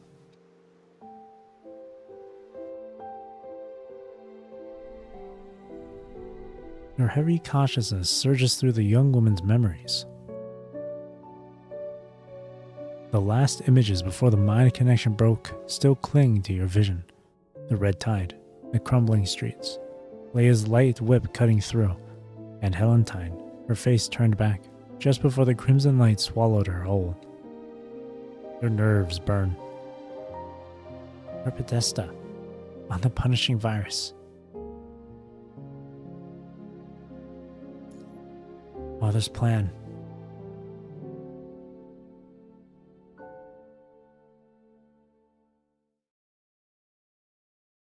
A cough tears up from deep in your throat, tugging at the dull pain in your ribs and dragging your mind back to the present.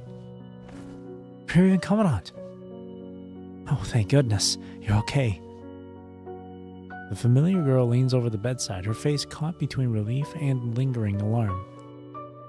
This is not any place you recognize from the streets of Port Podesta. The room is unfamiliar. The curtains are drawn shut, sealing out the light. You turn your head. The other two stop talking and look your way. One is Winnie, her recording gear clutched in her hands, her face still pale. The other gives you pause. Ophelia. The face you glimpse through the mind connection is right here before you, alive and real. On the other side of the bed, Helentine lies still. The gashes across her synthetic skin stand out starkly in the low light. Her brow is lightly creased, her lips shifting now and then as if forming words, but no sound comes. Where are we? The same safe house as before. It's still secure for now. Your thoughts begin to clear. In the battle earlier, Leia had arrived just in time to help you both. Thanks for the save, Leia. Hey, none of that right now. We're way past thank you. I just pull you two out when we ran into Ophelia and Winnie. We all made our way back here together.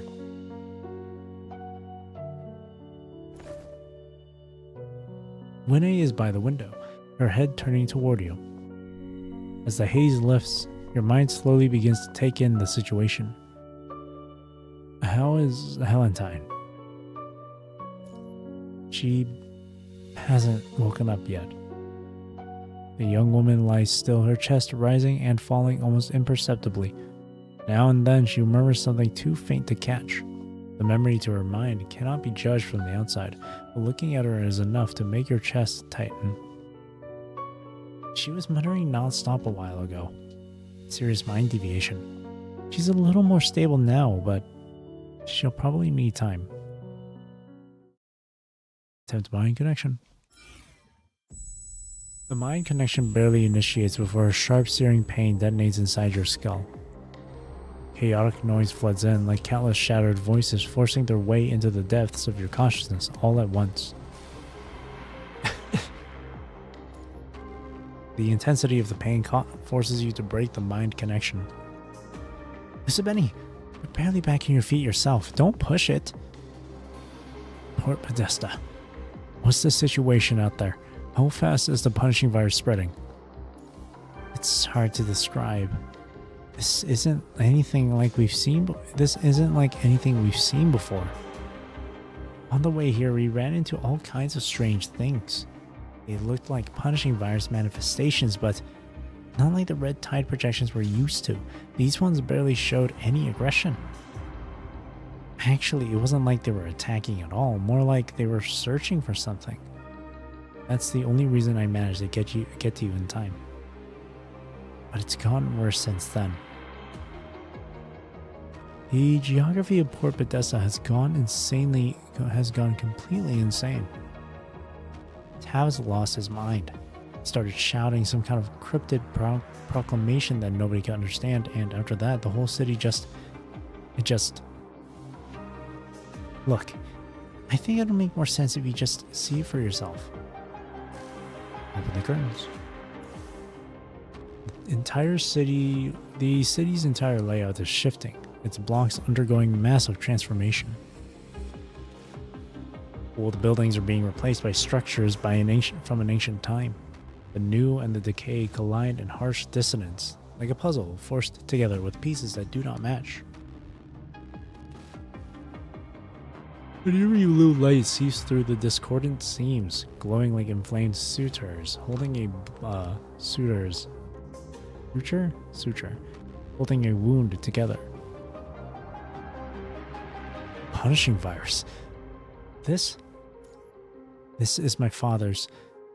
Tavis's doing. Ophelia crosses the room and comes to your side. While you were unconscious, Renee and Leia filled me in on what's happened. I have the broad picture now, Grey Raven going on, and I may be able to offer some answers. Ophelia, Valentine told me about you. Back in the Golden Age, you were already... Yes, I shouldn't be standing here. I'm aware. My sister may not know the full truth yet, and her father would never give her that. But I do know at least, or at least I have my theories. I'll keep it brief. My father, Tavis, holds half of the understanding Saphira. That is what truly caused the Atlantic calamity all those years ago. A chill climbs your spine. Saphira, just hearing the word is enough to put your nerves on high alert. So everything that's happening, it's connected to this understanding, Saphira? From what I know, the Saphira has already been integrated into the punishing virus. Red Tide has consumed vast amounts of information. The understanding Saphira can compile that data, process it, and even alter parts of it. He's always been trying to prove that the understanding Saphira can reassemble information that's already been lost. Memories, emotions, residual impressions left in the minds of others. According to his framework, if you collect enough of it, you can reconstruct a person's outline. The punishing virus holds exactly that kind of information. All he has to do is to use the Saphira to materialize it. Perhaps with us, whether a single person or an entire city, Saphira can rebuild it all. Stillness fills the room. Beyond the glass, the rain keeps falling.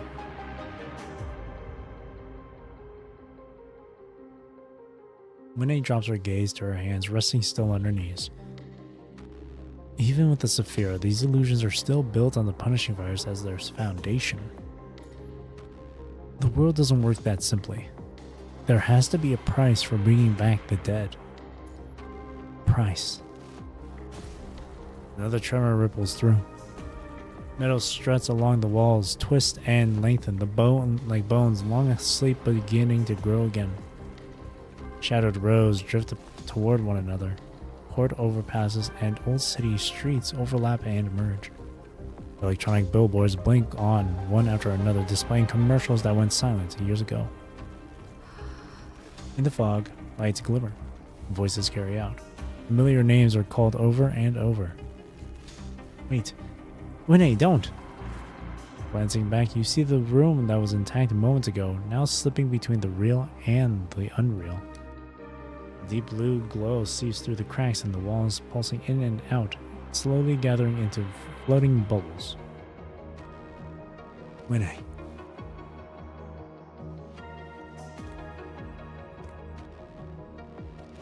The instant Winnie makes contact with the projection, she appears to drift into the illusion as well. Winnie! Winnie, you snap out of it!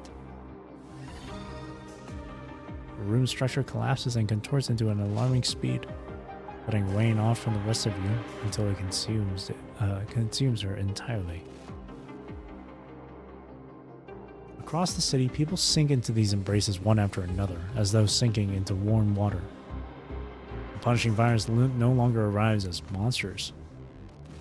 It comes as the light above the front door, the food kept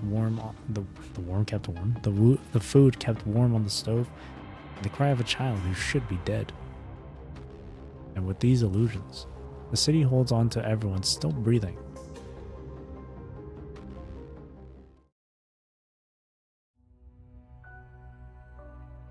Deep within Port Podesta's hub, meanwhile, the place no longer looks like a research facility. Light leaking from the understanding sphere passes through walls and conduits, stretching and folding corridors at random. Alarm lights spill across scenes belonging to different decades. There are red beams sweeping in circles, like a vigil held over a grave that has lost its date.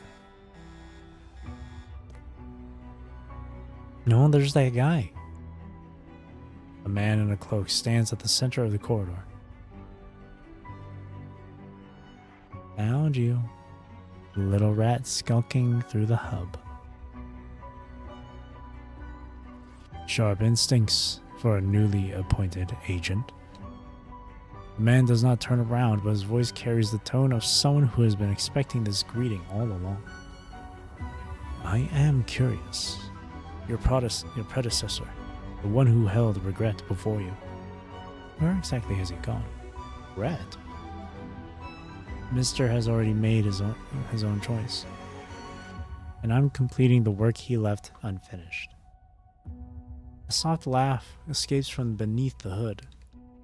The punishing virus is devouring the city, and you're the one who set it all in motion. Don't you want to see your handiwork firsthand? I've watched that particular show play out more times than I can count. It holds no novelty for me anymore. So, that's why you brought the red tide here. You let it swallow these people, devour every memory they held of the dead, and then use the understanding Saphira to spit it all back. Crude, even for you. Even when the punishing virus destroys the flesh, consciousness still permits within the red tide. Death ceases to be an ending. It becomes a form of propagation. The lies civilization describes will find a new order with the punishing virus. I hardly think you're in any position to judge me. Lithos reads the data streaming through the Ascension network and finally confirms who stands before him. You get a name? Just as I thought. You're the thing that vanished from beneath Tombstone. From beneath the Tombstone? The ghost of the Airhorn family. Arius Airhorn! Oh, shit! Iceling unearthed you from the Golden Age's grave and raised you as an ascendant. How did she manage that? The words have barely settled when Lithos lifts a hand. Dozens of paper cranes detach from his punishment chair, unfolding it in mid-air into blades as thin as gossamer. They cut toward the back of the cloaked man's neck and near silence. Impudent brat. The man finally turns. The first paper crane halts before his eyes and snaps in two, broken by some unseen force. The rest follow, plunging into invisible fissures in the air and disappearing like sparks swallowed by an old photograph before they can touch the ground. Much like your answers, I have no intention of revealing the nature of my authority. The shockwave blasts backward, ripping his hood away. Red light floods his smiling face and catches the flicker of recognition in Lithos' eyes. Lithos does not let him breathe. The paper cranes twist into jagged spikes and shriek toward Arius, their scream tearing through the alarm-filled air. Arius lifts his hand. One neuron-like rift split open before him. The cranes are dragged into their rings and launched back out from behind Lithos. Arius then presses his palm down. A tremendous force detonates, swallowing the quarter in dust and smoke. But in the next heartbeat, countless paper cranes catch the newly ascended agent of regret before he can fall. Agent of regret. Yeah, I remember back in chapter 29, when Luna was talking about how this sort of thing kind of just felt like the stuff with the Ascension Network or the Punishing Virus was kind of like a religion and its followers, where the Ascendants themselves, each of the agents represented a certain quote-unquote religion, and its followers are the Punishing Virus. And I believe Gabriel was the agent of hatred or something, or what? No, that was Luna. I think Luna's was hatred. And it was either between Luna or Dusclops. Dusclops? Why did I say Dusclops? Sorry, I've been playing a lot of Pokemon Go lately. It was Luna or Gabriel that had the Agent of Hatred title. Can't remember. Dusclops. Dusclops would be a Pokemon that Gabriel would use, huh? Yeah, sorry. Again, I've been playing Pokemon Go a lot. So that kind of just crossed my mind. I just thought of Pokemon. Anyways. No wonder the Understanding Saphira has been acting up. Some of the information slipped out. Besides Dominic, you're the only one who could have managed that. You mean Ophelia? I merely exercised some old clearances and released her from the Saphira. If anything, Professor Tavis should be thanking me. A reunion that bridges life and death. Surely one of the most poignant scenes this world has to offer.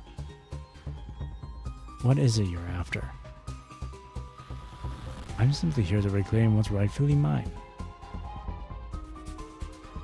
Lithos glances briefly toward the hub where the Understanding Saphira is stored.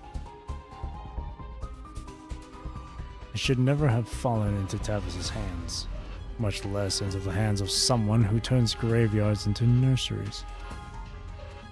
The golden age you share with Dominic is long dead, Arius. Your arrogance makes me sick. And yet, from what I gather, you've climbed to where you are by stepping over corpses as well. The paper crane glides past Arius' face. Tavis has his work to complete. Don't disturb him. Poor Professor. Even now he believes he's saving someone. Lithos snaps his fingers. The punishing virus oozes from the cracks in the walls and the whole space begins to distort again. A cage of red prisms crystallizes around the pair, hoisting them up and drawing them away from the Saphira, receding into the distance. Stay.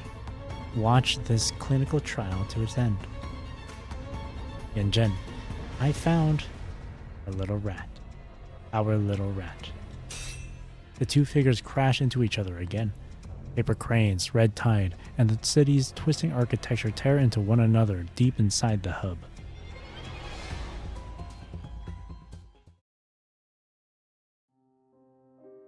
Projections still drift through the streets. In the fog, the dead linger, reaching for the living with clumsy, tender calls. The city quiets, settling into a reunion long overdue. The streets heave upward as if something immense has pushed from below. The ground tilts sharply. Red light bleeds from the eyes of the colossal mechanical creature. The shattered overpasses scream with the sound of tearing metal. In the distance, buildings sway and glass falls like rain. And from somewhere deep in the city's belly, a long, mournful note sounds. Outside the window, the colossal bionic narwhal rises slowly from beneath the port city like a mountain range submerged for ages, breaking back to the surface. The sea splits around its enormous body. Dark crimson waves churn outward on either side. Buildings sway, rail lines buckle. The debris of the port is dragged into the ocean and crushed beneath the monster's surging wake.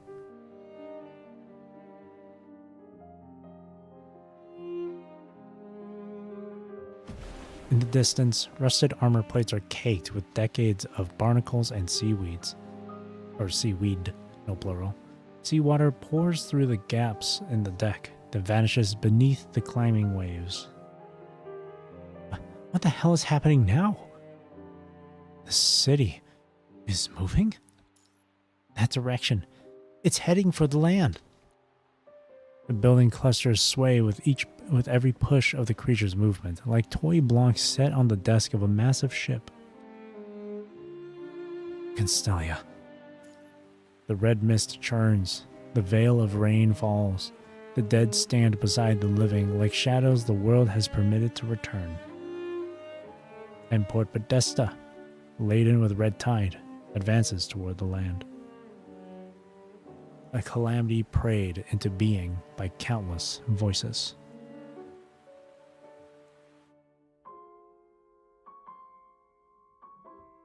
Well, then wouldn't Arius be considered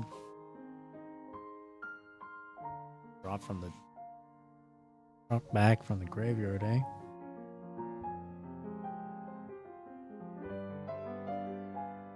Arius is just wanting to take back that Zephyra stuff, huh? Wanted to take back the understanding Zephyra. So, technically, he is on our side, right? Days of yore. Look, reality's too harsh for most people, but you slap Golden Age on the cover and they'll line up to buy it. We're only at node 14. Port Podesta, present time. The streets have lost all familiarity. Illusions piece the city back together like a mosaic made of memory shards. Under the Zephyra's influence, Port Podesta has been dragged into a collage of nostalgic fragments. Winnie! Leia tries to charge into the illusory bubbles, but a pulse of blue energy throws her back. No use, I can't get through. They can't see us at all. You have tried multiple times now. No matter what you do, the civilians lost and the illusions remain beyond reach. Ophelia carries Helentine carefully down the steps and rests her against a wall that still seems steady. The understanding Zephyra has dragged all of Port Podesta into an illusory world. Every person here is lost in a dream of their own, reunited with whoever they most long to see. What sustains it all is the understanding Zephyra's manipulation of the punishing virus, combined with people's memories and their impressions of the past. You're not from here. The understanding Zephyra can't find a place for you in Port Podesta's reconstruction. Right now, we're caught in the gap between reality and the domain of understanding. Any outside interference gets filtered as noise inside that space. A faint ripple is the most we can manage. These bubbles are held together by people's own memories and emotions. Anything that doesn't belong just registers as static in the dream. Then how are you able to move around in here? I suppose you've seen my sister's memories already. I'm not like the dead the punishing virus conjures. Years ago, to save my sister, my father and I severed part of my consciousness and used it to fill the gaps in her mind. The missing part of me was replaced by the Understanding Saphira's proxy calculation unit. But eventually, the Saphira and I began rejecting each other to keep Port Podesta from catastrophe. I ended my own life. A fragment of my data remained preserved inside the Understanding Saphira, but for reasons I can't explain, that fragment escaped the tidal hub and became Ophelia. Wait. I'm lost. Are you saying you're literally part of the Saphira? But if the illusions are made of the punishing virus, then what am I made of? Is that what you're asking? Ophelia bows her head and gently sweeps a stray strand of hair from Helentine's temple. When I first opened my eyes, I was lying in some alley in the rain. I was terrified. Everything around me felt completely foreign. I ran and, on instinct, called my sister. So it really was you who reached out to Helentine? Yes. As for the rest, I don't know any more than you do. But from what this body remembers of the Saphira and the Tidal Hub, it all seems to lead back to an agent. That agent painted a beautiful enough future for my father, but I could tell there were others too, scheming something in Port Podesta just out of sight. Do you remember what the agent looked like? Oh, Jesus. There we go. I keep on pressing the wrong button. Every time the choice comes up, I always keep thinking it's spacebar to select, but it's 1 or 2 or 3. Short, purple hair, in a wheelchair. And it wasn't his real body. Lithos. Wait, I thought Lithos was always an ascendant. It might tie back to Vonnegut. The Veil Rain project can sustain the city's dream, but to keep it going or expand it, they need more data, and that means more people swallowed by the punishing virus. She raises her head and takes in the city that's shaking violently through the roar. So that's why Tavis is driving Port Podesta toward land. This mechanical whale was abandoned years ago. It ran out of fuel. If it's moving now, it can only be the Saphira's doing. Then, to stop Tavis and Lithos' scheme, we need to seize or destroy the Saphira. But Helentine's wounded, and the tidal hub where the Saphira is stored is swarming with red tide projections. Most of the people in Port Podesta who could help are trapped in the Saphira's illusions, their lives at risk. And if we charge into the tidal hub unprepared, we walk straight into Lithos and Tavis. What about affecting the Saphira from the outside? Is that even possible? My father's method relies on the collective consciousness of the people. He uses it to recreate the past and manifests it through the punishing virus. Which means people's consciousness is part of what shapes the Understanding Saphira's concept. Or output, sorry. I had to look away for a moment, and I just saw and I only saw the word very briefly that I thought it said concept. I looked away for just a moment. So what we need is to make them see the reality of their situation. We need to change their minds. But there are so many of these bubbles. How are we supposed to reach them all one by one?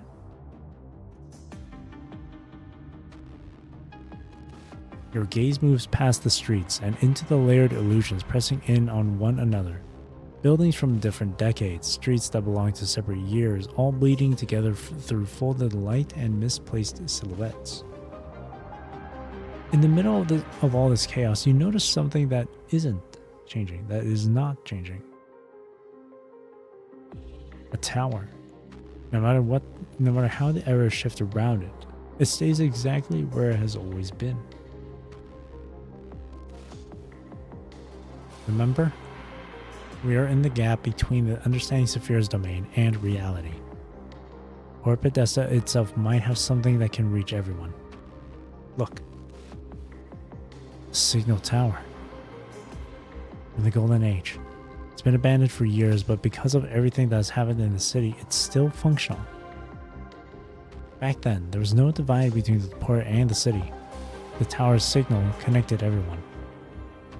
That tower exists in every Port Podesta resident's dream, because it once belonged to all of them. So we take the signal tower and broadcast the truth to the people. Weaken the Saphira's hold and wake them up. Ophelia answers with a slight nod. That's our primary plan. But if it fails, Leia. I get it. You stormed the title hub, right? You give her a nod. I'm leaving Helentine in your hands, Ophelia. I'll stay with her. When she wakes up, I'll explain everything and catch up with you as soon as I can. The signal tower isn't far, but the layout of Port Podesta has shifted. Let them guide you in my place. She claps her hands, and a few round, odd-looking creatures come hopping out from the city's dark corners. Hoo-hoo! These are Port Podesta's hoo-hoos. Follow them, and they'll get you to the tower. Ophelia leans down and murmurs something to the hoo-hoos. The octopus-like creatures gesture in reply, but their tentacles are so stubby that the motions look utterly comical. Whoa! What the heck are these little guys? They used to be the most popular artificial pets in the TEC. The streets are a mess right now. They know them better than you do. Let's move, Leia. Alright, let's go. Oh, they're so cute. Port Podesta Title Hub. Meanwhile, Tavis's eyes are fixed on the surveillance display. Ophelia. A short pause, then he changes the view, tracking the silhouettes moving toward the signal tower. It's not time yet to wake up from the dream. He taps the panel. The command goes out and the streets surrounding the signal tower stir like something startled from hibernation. Aw, dang it. Red light flares in the projection's eyes. Mechanoids that should lie dead begin to spasm, limbs twisting and convulsing against the ground. That's what we thought would be clear. They do not wear the gentle faces of the revived.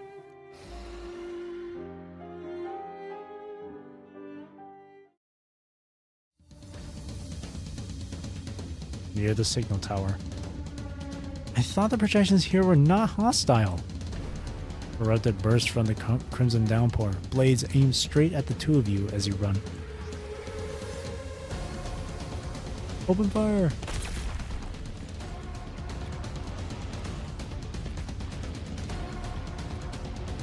The wall buckles inward, leaving a crater dent. The more corrupted are already crawling from the dust and smoke. Their claws scratch against the ground, their movements still clumsy and slow. The hoo-hoo in your arms points toward the roadside.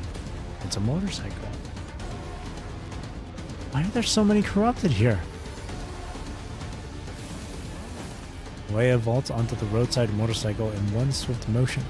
She tests the ignition and, to her surprise, the engine catches. Commandant, hoo-hoo, hop on! Get on the seat.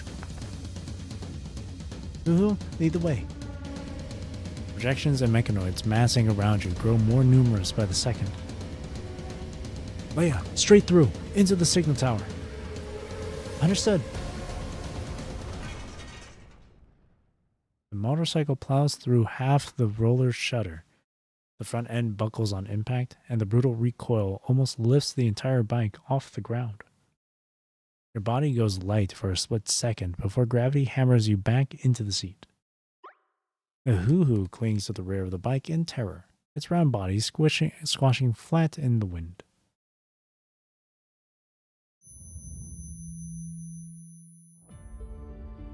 Your vision blacks out briefly. The crash leaves only a sharp ringing in your ears. Okay? You tuck the hoo beneath you, shielding it with your body. Nice driving. Who springs from your arms, its stubby tentacles jabbing upward. The citywide comms control room is upstairs. Who nods and scuttles over to the dead elevator, bouncing up to hit the button for the 8th floor. Behind you, corrupted are already massing beyond the shattered roller door. Usabeni, you go to the control room. Someone's gotta keep these things busy down here. If they crash your broadcast halfway through, this whole plan's shot. You sure you can handle this alone? Don't worry about me. I can hold the line for a while. I'll be quick. And get moving, Usabeni. Without hesitation, you turn and bolt for the stairs. The Who bounces ahead and the overhead lights flicker on one by one, revealing the crumbling steps in the dark stairwell. The stairwell shakes violently as the terrain shifts. Dust pours from above. You steady yourself against the wall and push higher.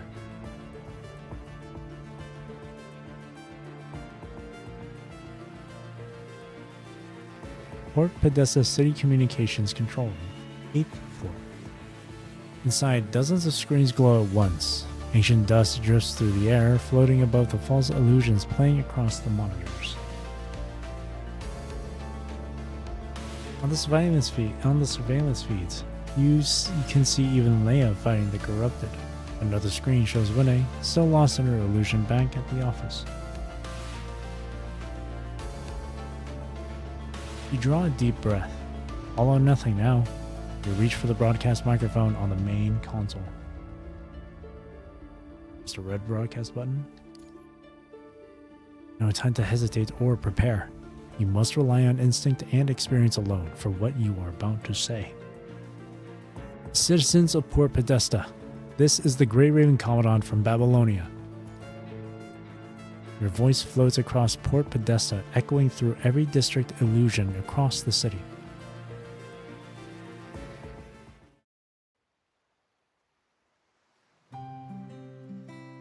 Port Podesta docks before the Atlantic calamity. The port hums with industry. Rollers turn in the cargo bays. Workers fit metal plates into ship hulls, each piece locking home in seamless rhythm. Around them, the docks are a symphony of whirling sparks, swinging booms, and hoarse shouts. Did I say wheeling by accident? Welding. On the horizon, the Atlantic ice spreads its outer shell across the city like a giant iron shell, catching the light. Crassus balances on the repair scaffold, chewing an energy bar, a checklist creased in his grip. Crassus, port thruster readings are off. I know. It's been sitting since yesterday. Let me finish the electrical diagnostics first, then I'll get to it. Put your side on hold and go help the other crew. They're falling behind. I've got this ship covered on my own. Got it. Good luck, man. Crassus steps down, digging a multimeter from his kit, and reaches toward the exposed writing, or miring. From the side, a hand extends toward him, a bottle held out in quiet offering. Thanks. He glances back. The young woman is half kneeling on the other end of the rig. Thanks for your hard work, Crassus. Valentine, what brings you here? Weren't you handling the supply contract yesterday? Already sorted. I sat through a whole afternoon of meetings, got the contract signed, then came straight back. I asked around, and they said you were short-handed over here. But it looks like you were planning to just power through it alone again. I brought drinks for everyone. Here. Crassus unscrews the cap and tips the bottle back, swallowing hard. His breath leaves him in a slow, heavy sigh. Thanks. I've got to get the ship wrapped up today, and there's still a mountain of work left. Then I'd say I came to the right place. What do you need me to do? When you put it like that, I almost feel bad asking. Crassus bites off the last piece of his energy bar. If you really want to help, Check the electrical conduits over there. Like rain inches overhead, dragging the huge shadow of the ship's hull across them both. Man, what's with me in my reading today? I've been making so many freaking mistakes with reading. The sea breeze stirs together the smells of engine oil, salt water, and scorched metal from the welling torches. It is the scent of that era, the one he remembers. When does this ship launch? A few more days. Once I wrap up maintenance and she passes one more round of testing, we hand her over. Client's been pushing hard. No wonder you've been so buried. You're racing a deadline. Almost there. Gotta push through a little longer. Not like there's anyone else to do it. He flips the checklist and his hand to the next page. A sudden broadcast blares over the speakers, cutting their conversation short. The audio quality is abysmal, and only fragments of the message are intelligible. Port Podesta is currently Constellia. A faint dissonance tugs at him. He remembers that Constellia in this era should still be... This era? A vague unease rises. He drains the rest of his drink and jams the empty bottle into a gap in the scaffolding. Your old man's doing again? If he's gonna set something else, he could at least make it work, right? Or make it work, right? I don't know. He never mentioned it to me. Would it kill him to just play some music? Every day, speeches, announcements, who even listens? Crassus keeps his head down, logging valve readings. Hey, let's talk about something good. I'm taking 3 days off starting tomorrow. My daughter's birthday. Gotta take her out somewhere. Show her a good time. 3 days. That's barely anything. Project's on a tight schedule. Honestly, I'm lucky I even got 3 approved. Besides, I'm practically part of the furniture around here at this point. Can't just walk away when things get busy, right? If I took real time off, the whole supply chain would probably grind to a halt. The new kids still can't figure out half the repairs, but I cover what they can't handle. Long road ahead of them. Might as well help where I can. You've earned a break. Where are you planning to take her? She's been going on and on about Constellia. Honestly, I don't even know what's so great about the place, but that's what she wants. Far off, the port speakers persist, spitting syllables through static, the message arriving in tatters. I won an argument with her, so... on ships all day, and now I'm spending my vacation around more ships. You really do spoil her. Valentine's hands never stop. She works through the instrumental panel, pressure valves, checking each item in sequence.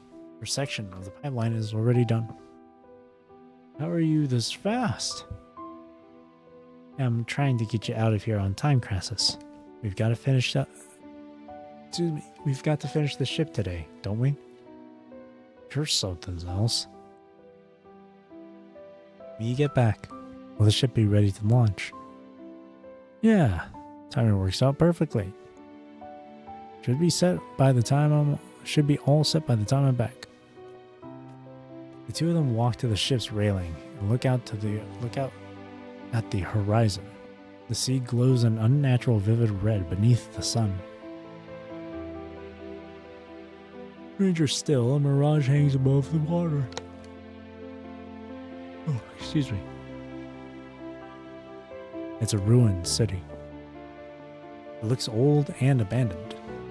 Plaster has fallen from the walls, and moss seeps through the cracks in the foundations. Something about it feels familiar to Crassus, yet not quite. He has seen it somewhere before, he cannot place where. His mind drifts for a moment. In the distance, the broadcast grows louder and noisier. Hey, Crassus, we need a hand. Will you finish up over here? Sure. Check the port side seals for me. Crassus tugs his work cap into place and shouts back. I'm pulling more guys. You can pick up the base too. Just holler if you need backup. Sure thing. But do you have work to go around? In the distance, the ruined city drifting on the sea edges just slightly closer toward him.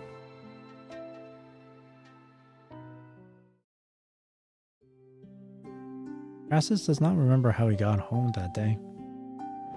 When he walks through the door, his wife has just come back from the grocery store. She drops the bags on the table, slips off her coat, and heads for the kitchen, talking to him over her shoulder as she goes. You're home early. Don't they need you at this shipyard? For once, yeah. Someone called by and lent a hand, so I actually got off on time. You're home early too, though. Wasn't there some big inspection at the Atlantic Eye? That wrapped up days ago. You've just been getting home so late, we haven't had a chance to talk. Well, since you're here early, come help with dinner. No standing around. Two of them put the groceries away. They haven't even settled onto the sofa before they're already discussing what to cook for dinner. The faucet runs, and soon the sound of meal prepping fills the kitchen. Crassus tosses his coat over the back of a chair and rolls up his sleeves and steps in to help with familiar ease. Tomatoes are yours. I already cleaned the fish, but give it another pass. Scrape off any scales I mentioned. Fish again? Would eat it every day at the port cafeteria. Honestly, that's the one downside of living here. I'm sick of fish. Fish is good for the kids' brains. They need it. By that logic, everyone living by the sea should be a genius. Oh, that explains why my Lorene got picked for Dominic's project. Oh, stop it. Just get back to the food. His wife smiles and gives him a playful eye roll. Crassus grunts in response and presses the fish down on the cutting board, head bent low as he scrapes off the last of the scales. Silvery bits cling to the back of his hand before the water carries them away. On the other side of the kitchen, his wife chops tomatoes. The knife striking the board is in a steady, even rhythm. The pan is already on the heat, and the oil beginning to shimmer. As warm, familiar scent fills the room, slowly fills the room. Hey, where's Enid? Still at school? Why aren't you getting here later? She got out ages ago. I've told you, no classes on Friday afternoon.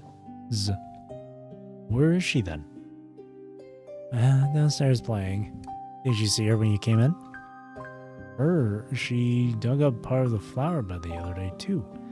But she wanted to plant some seeds she found. Let her be. She slices the chopped tomatoes into the pan. The hot oil hisses, and the sweet, tangy scent blooms through the kitchen.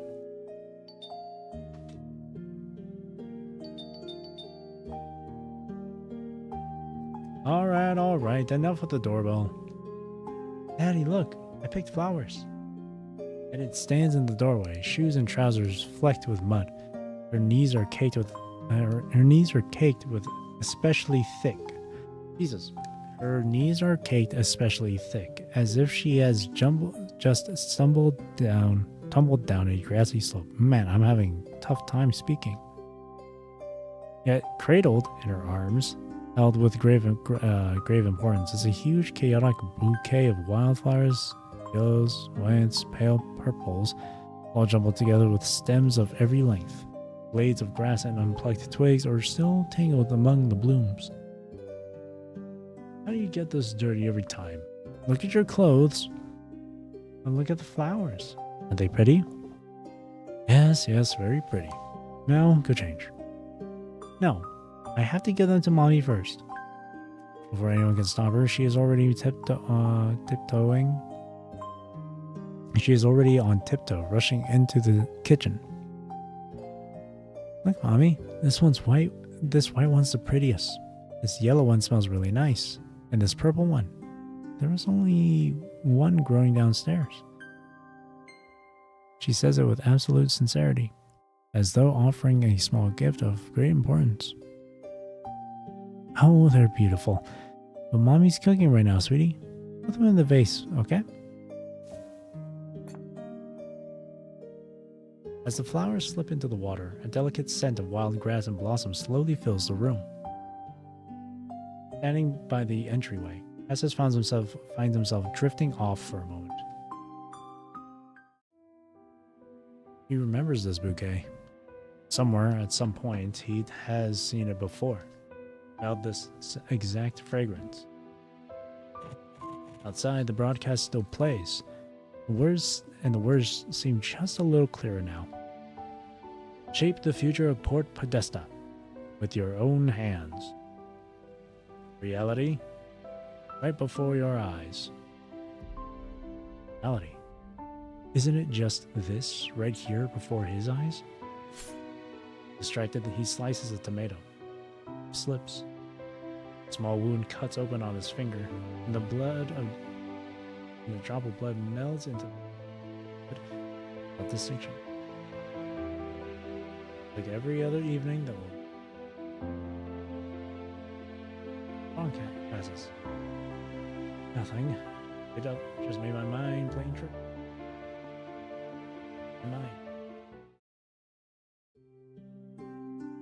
In the editorial office beneath the signal tower, staff is unusually restless. Light slants through the blinds and falls across stacks of proofs on the desks, catching the still wet ink in a faint gleam.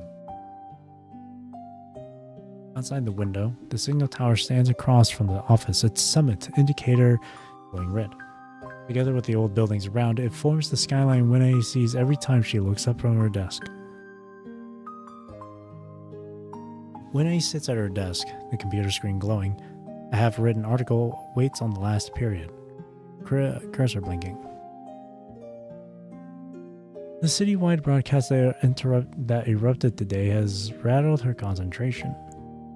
Writing has become nearly impossible. Already irritable, she slips on her headphones, hoping the music will calm her, but she refuses to settle. Well, half an hour passes. She has written only a handful of words, each one deleted and rewritten until she no longer knows what she is trying to say. Her mind drifts as she stares at the draft. Strange thoughts about Port Podesta rushing in. What? Strange thoughts about Port Podesta rush in. Not rushing in, rush in. Visions of the city's future. Apocalyptic disasters. All of it absurd. Winnie, Chief wants to see you. Alright, I'll head over in a bit. He walks over to the editor's desk. The stale smoke woven into his clothes makes her pull back slightly. He looks older now, weathered, but that sharp, youthful energy still burns behind his eyes. Sit. That piece you wrote yesterday turned out pretty well. Port Podesta's golden age dream. We ran 3 printings yesterday alone. Solid numbers. Oh, hang on. I'll be right back for a moment.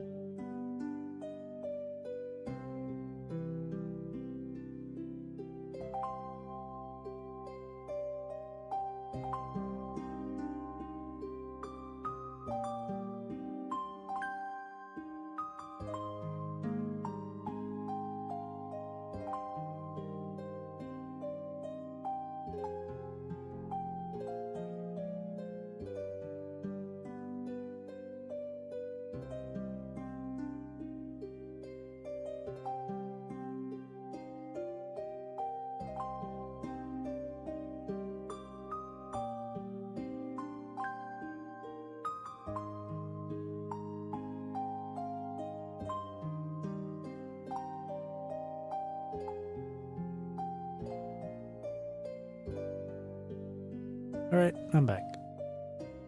Let's continue.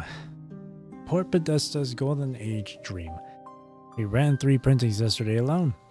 Solid numbers. Port Podesta. Golden age.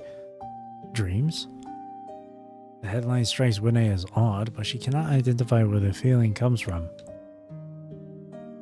Thank you, Chief. And that interview with Helentine you did a while back?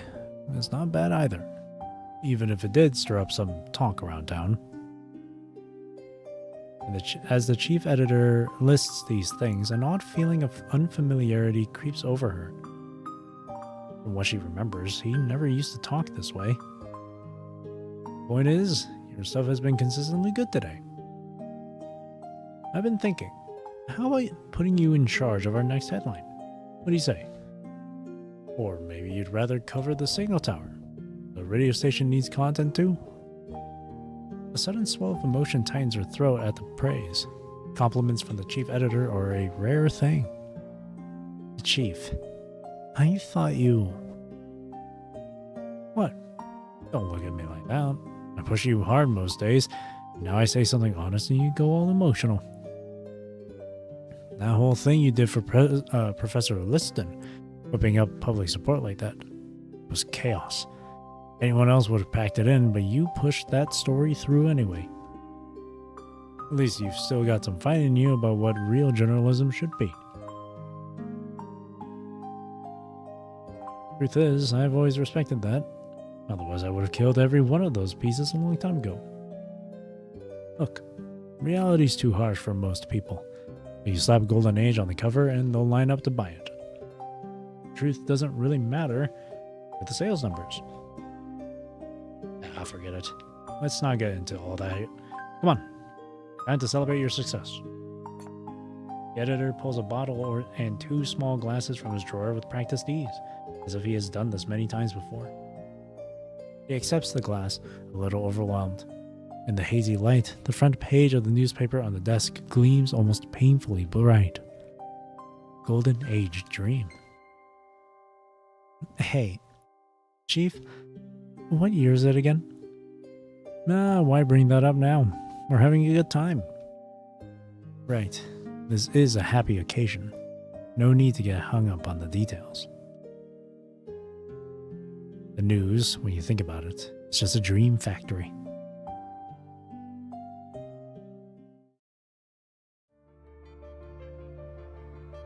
Signal Tower, lower level, Port Podesta. That's a lot of them.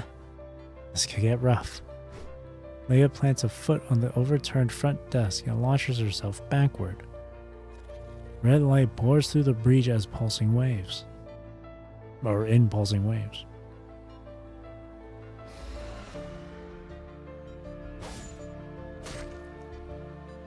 She sidesteps the first claw, but the second grazes her arm, tearing through the synthetic skin. The tip of her light whip snaps out and coils around the projection's neck, using the edge of the font for leverage. He wrenches it back and slams the creature into the stone pillar opposite her. Broadcast voice carries across all of Port Podesta.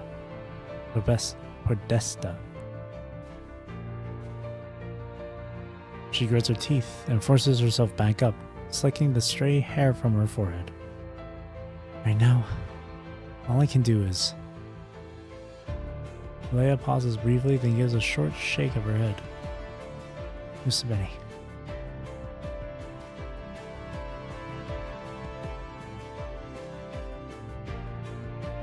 Control room, Port Podesta.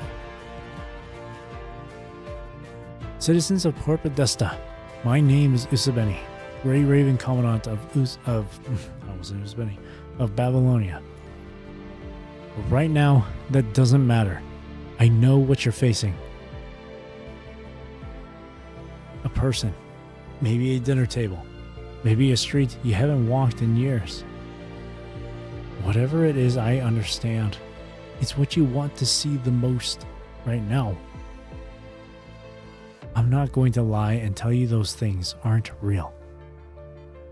They're real to you. I have no right to tell you those visions shouldn't exist. But there's something I have to say. Right now, poor Podesta is drowning in illusions born from the punishing virus. The world you're experiencing can only keep going by consuming human lives.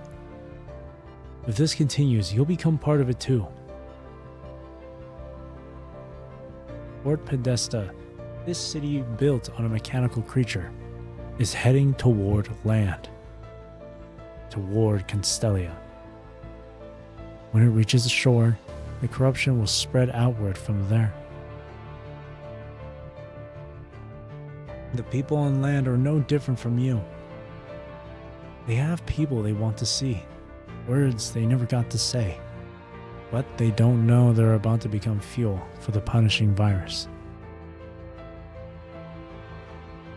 Please, look outside. Look at Port Podesta. Look at what's happening right now. Tavis lied to you. What you are seeing now is not reality. Reality is cruel, it stings, it's barren. But it's exactly because of that harshness that I believe reality can push us towards something better, something good.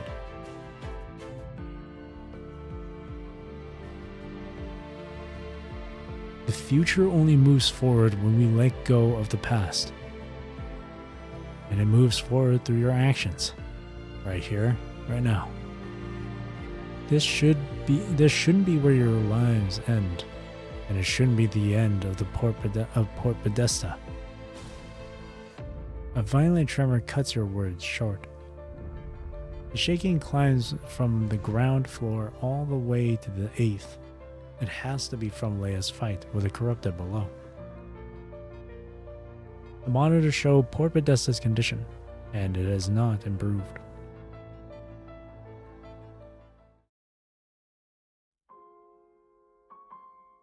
Somewhere in Port Podesta, Ophelia rests one hand on Villier's wrist, while the other gently smooths a lock of hair away from the pillow. Outside the window, the broadcast returns, or continues, anything. This shouldn't be where your lives end, and it shouldn't be the hard end of Port Podesta. Taking in the scenery around her, Ophelia pauses for a moment to think. I've waited so long for this day, Valentine. I told myself that even if you never wake up, I'd be content just staying by your side. But now, he looks out the window. Through the broken buildings, the distant line of the ocean horizon is just barely visible. The grand illusory dream goes on. Seems no other way. Allow me one more time. Just this once. It's the only chance I'll ever have. Ophelia leans down and rests her forehead gently against the back of Helentine's hand.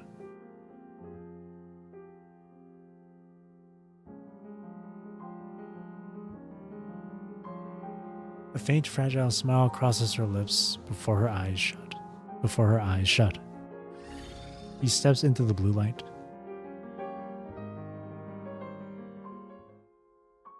Man, these last few notes, man, they've been super lengthy.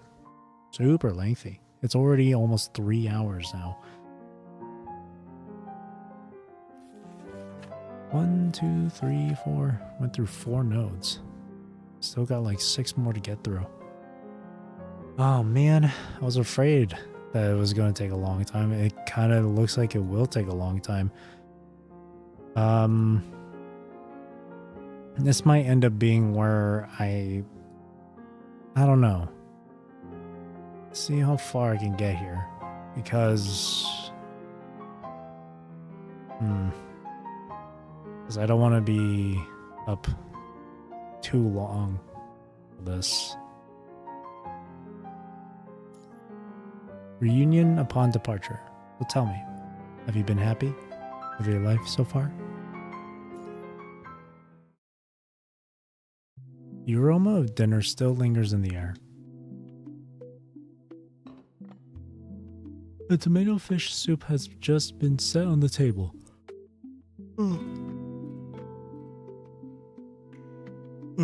Excuse me. Ugh. It's steam misting the glass. Enid holds her bowl and blows softly on her spoonful of soup. The man stares blankly. For some reason, even this simple dinner leaves him feeling strangely disoriented. The woman wraps her spoon against his plate, calling him back. What's with you? Off in your head again? Sorry. Long day. Just tired. Anyway, no work talk. Enid, your birthday is the day after tomorrow. Figured out where you want to go yet? Constellia. Everyone at school says they've been to Constellia. Your dad goes there on business all the time. Just ask him about it. Same as going yourself. Dad goes there for work. I want to go there for fun. Totally different. It's fine. If she wants to go, we'll take her. No problem. Wait. Constellia.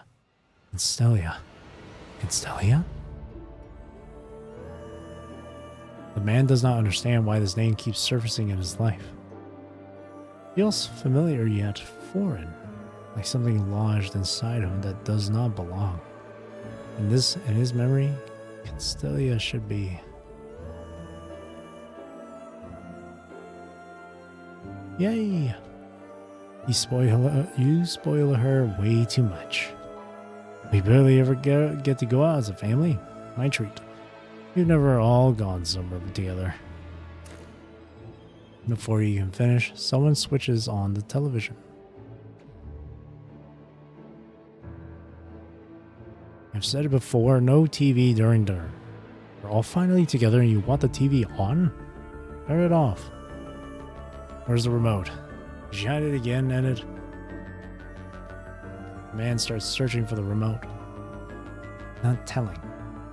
If she wants to watch, let her watch. What's the harm? Just some background noise. Lorene tugs at Crassus' sleeve, motioning for him to sit back down. The signal seems weak. The screen fills with static at first. A shriek of interference follows. Then the static begins to resolve, grain by grain, into something unwatchable, like a signal hijacked and held. The TV seems to be playing a sci-fi disaster movie. The images offer no better explanation. The protagonist is a girl in an ornate dress. The actress tugs at his memory. He has seen her before somewhere, but the source escapes him. Really? A billboard, perhaps. Maybe. That nagging familiarity keeps his thumb off the remote. The only other characters I could think of would be like...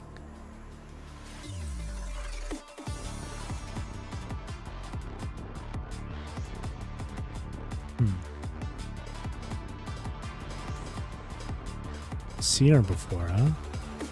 Oh yeah, that's right. This is Crassus, right? I just remembered.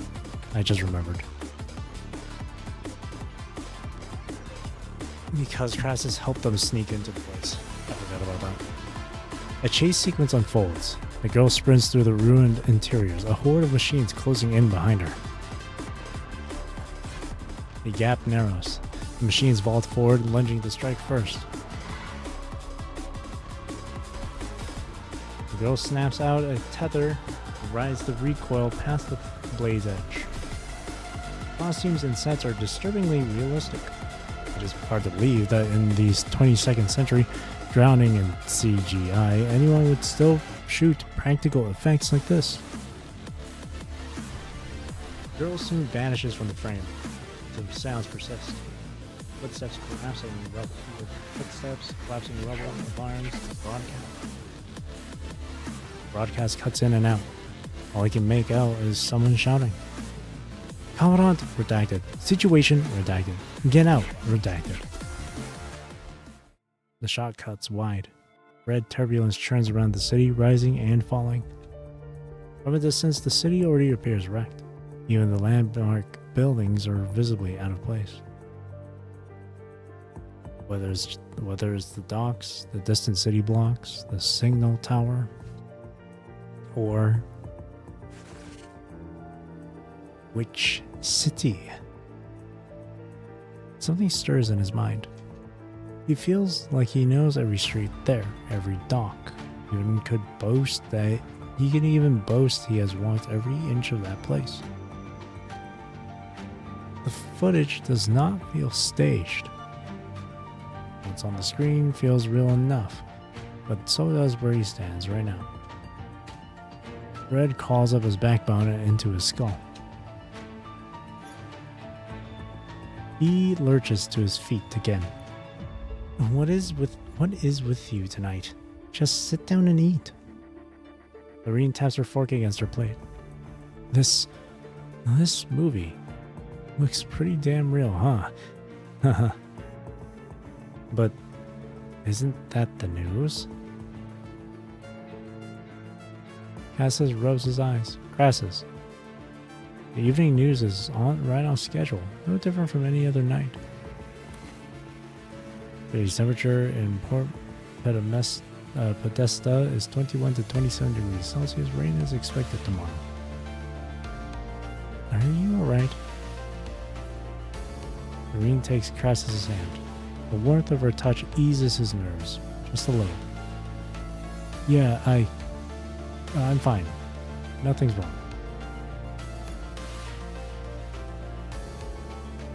Crassus laughs it off, strained, and pushes himself up from the table, drifting into the middle of the living room. Let me grab some liquor. Wonder dinner felt off tonight. That's what was missing. No big deal. He pulls open the refrigerator. Nothing but the day's groceries. Not a drop of alcohol to be found. He pulls... Oh wait, no, I read that already. I thought I pressed the space bar to move on to the next dialogue. That's not... Gotta press it hard enough. You don't drink, Crassus. I... don't?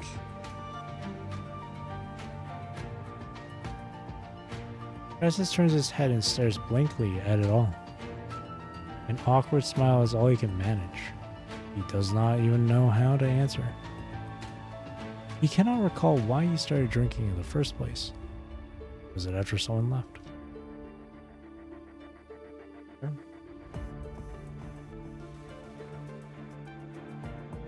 Or maybe. Probably.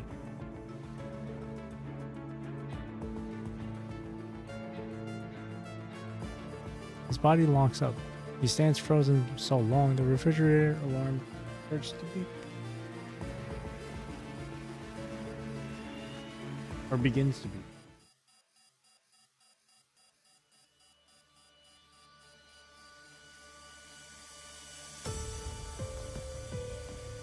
Hang on a second.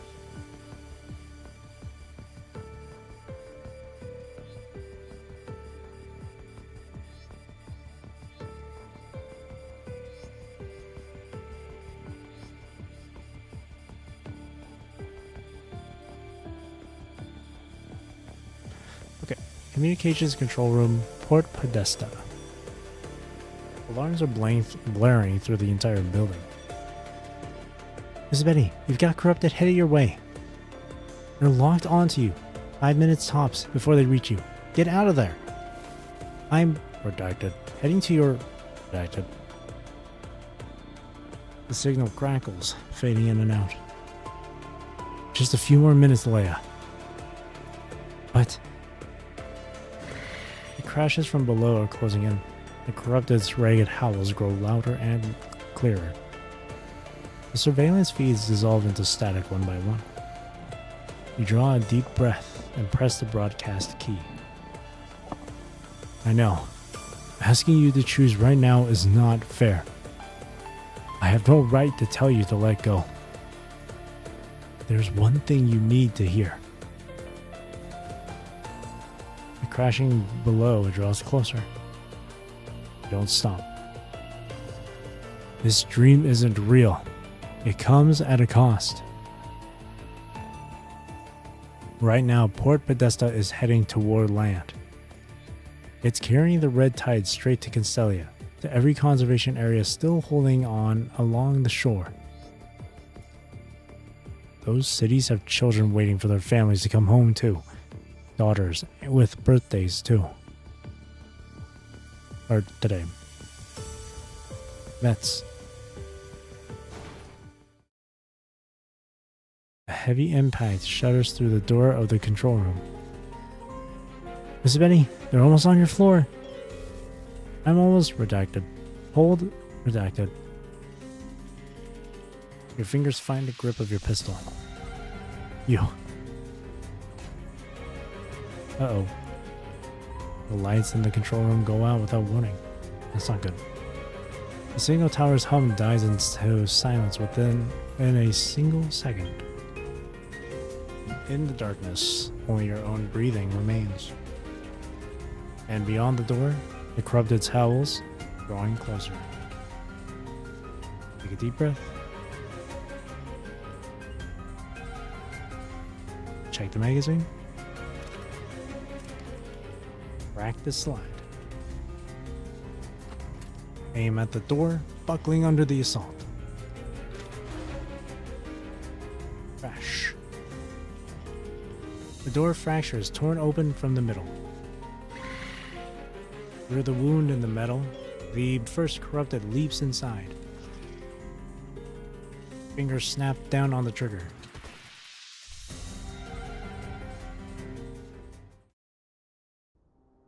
The sound of the sea wind brushes past Helentine's ear.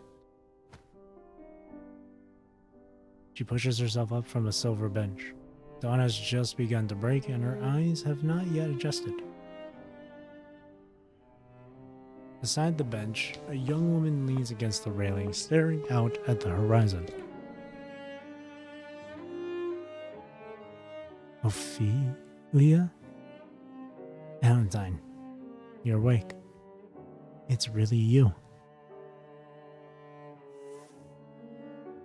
Ophelia faces her, one hand settling softly on her shoulder, and guides her to sit down once more. Or guides her down to sit. It's been a long time. Last time we saw each other was before the punishing virus outbreak, wasn't it? Monsters really are something. For all these years, you haven't changed at all. I've always worried about. I was always so worried you might have become a different person. So tell me, how have you been all these years? Not great. But I suppose not so terrible that I couldn't keep going. Ophelia looks at her and suddenly reaches out, tucking a wind-blown strand of hair behind her ear. But you made it this far. Tell me about it. Everything I missed. I want to know. A drift of ocean wind passes through the space between them, carrying her words more gently.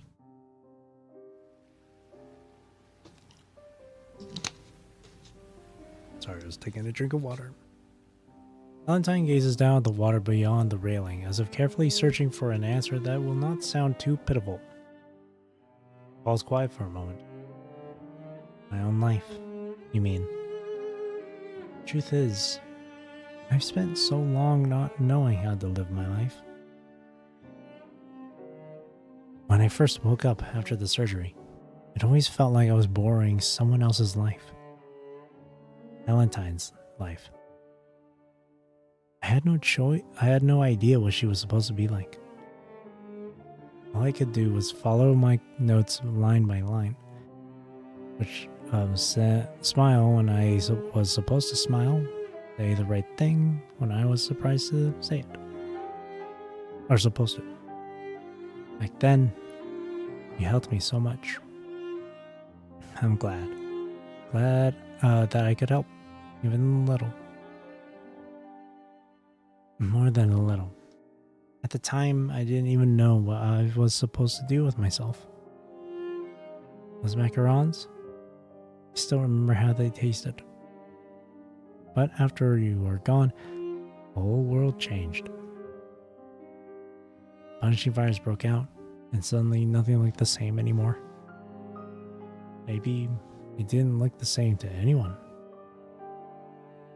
Her words began to slow. Ophelia rests her chin in her palm the way she always did and listens as her sister talks through the small things weighing on her mind. After that, I joined a rescue team. I fought in the war against the punishing fires. After you left, Father changed a lot too.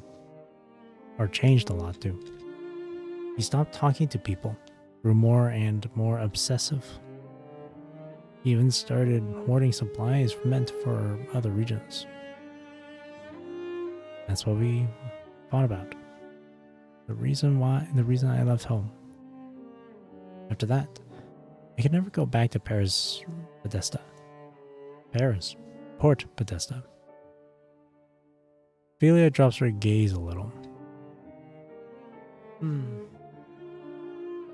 Father was always like that deep down. The death just made it worse, I suppose. You don't have to carry that weight, Valentine. Back then, I was so lost. I wish I could never go back to the home we used to have. I could never. But I still wanted to do something. Anything. With nowhere else to go, I reached out to Adelaide. I submitted my application and enlisted with the World Government military. I thought I could finally make a difference. The pain never really left. War is a sad thing, Ophelia. So many comrades told me you get used to it eventually. But I never count. No matter how hard I tried. So many times. Someone I just started to know. Someone who I'd just become friends with would be gone the next day. Nothing but a name on a plaque in the cemetery. I did save people. The losses kept coming over and over. In the end, all I could really do was write down their names. For them. For everyone who loved them. A quiet sigh escapes Valentine. Just like she would have done. Like the Valentine you used to be. At first, yes. Yes. And even now, I still think that way sometimes.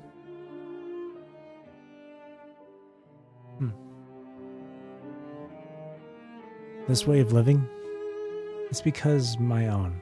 It's become my own. Why would what she would have done and everything you taught me? All of it has become a part of who I am. My mind deviation has gotten much better too.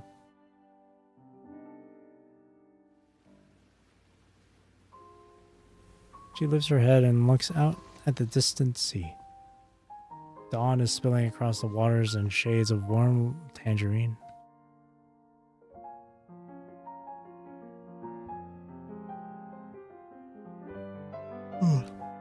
Excuse me. Valentine really is a heavy name to carry, isn't it? I used to wonder, what was there to admire about her, really? But that was never it. What made Valentine truly admirable wasn't her ability. It was that sense of responsibility. The kind you can't just learn to copy. Learn or copy. A strange drive she had. Always thinking of others. Always trying to do just a little more. That's why Valentine was... No, You're no different. You've already started. You've already found something that's truly yours. Whoops. The fact that you carried my consciousness with you and made it this far on your own, that alone is more than I could ever hope for. Could have ever hoped for. Tell me, have you been happy with your life so far? I have, although there were hard times. I've always done my best to live, to become a better person. And Ophelia, I wanted so badly to see you again. Missed you. I know. I have always known. But this time, I'm not just here to catch up. For a single breath, the wind off the water goes still.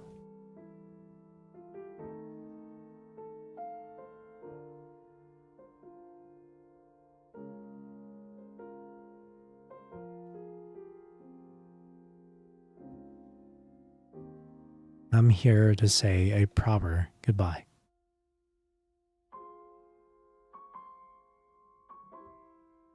No.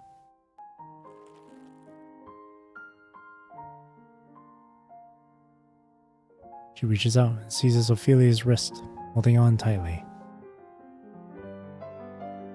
Valentine.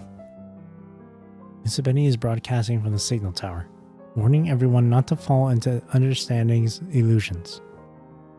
But the punishing virus keeps pressing in on them. The Commandant won't last much longer. A tremor runs through Valentine's eyes, like she has just glimpsed the real world through a crack. You want me to go back? Right now? No, not exactly. You don't have to bear everything alone. Take your time. I'll be here. I'll be with you this time.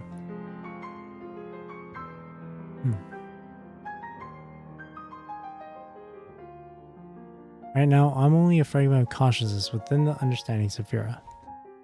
I'll lend you what's left of my consciousness. Parts of me are already woven into your mind. It won't be difficult to connect. Part of me is like, This part of me, which is still linked to the Saphira, can become your channel.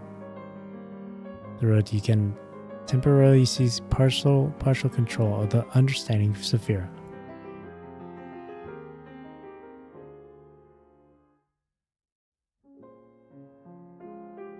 Hang on a second.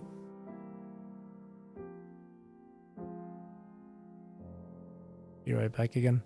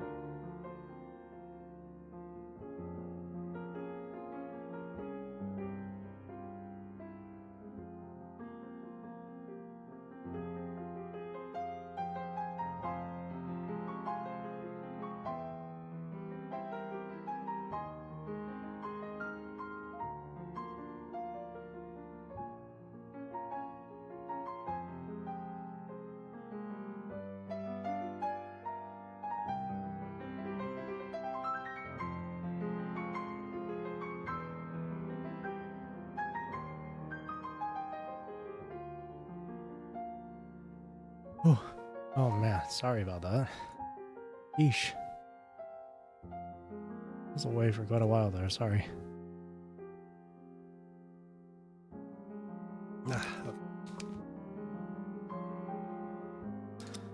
And after you lend it, what happens to you? Oh, I forgot the... There we go. Sorry. Something came up immediately. I had to go and deal with it. Ophelia does not answer. She only takes Helentine's hand in her own, as though she wants to leave a little more warmth behind.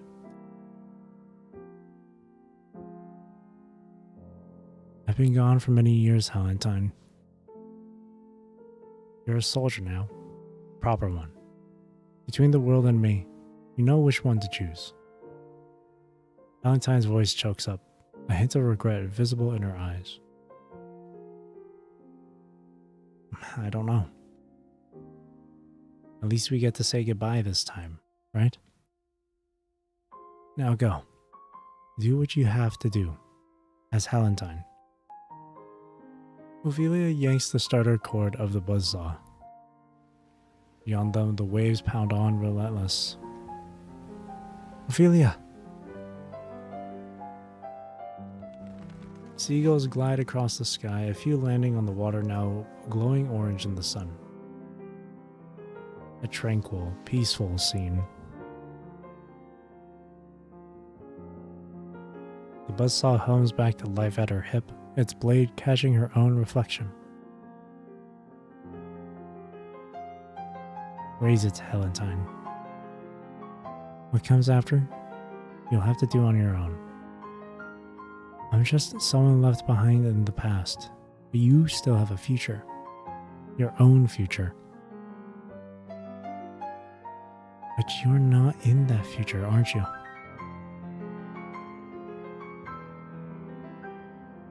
Helentine.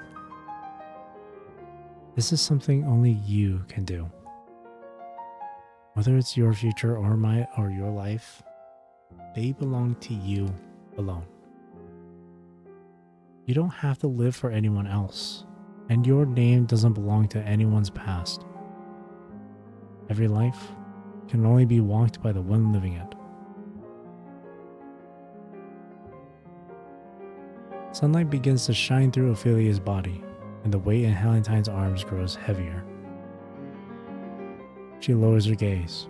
Her face stares back from the buzzsaw's steel. What she sees is not a counterfeit clutching a notebook, carefully mimicking someone else. She sees only herself. A construct named Helentine. She falls silent for a beat, then lifts her head.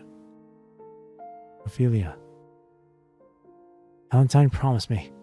Destroy this false understanding. Destroy it all. A brief silence holds her. The buzzsaw growls to life. Helentine takes one step forward. Golden light bleeds from the tip down the length of the blade, gentle and razor sharp. The stillness carries the weight of a goodbye too long delayed.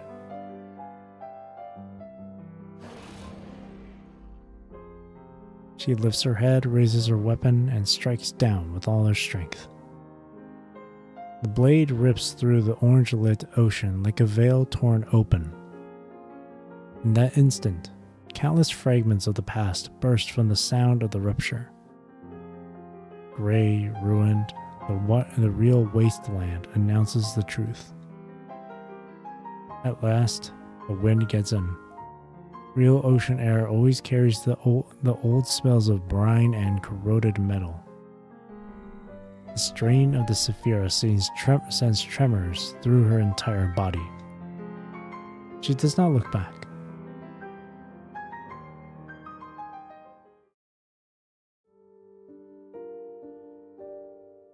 Redacted. Port Podesta.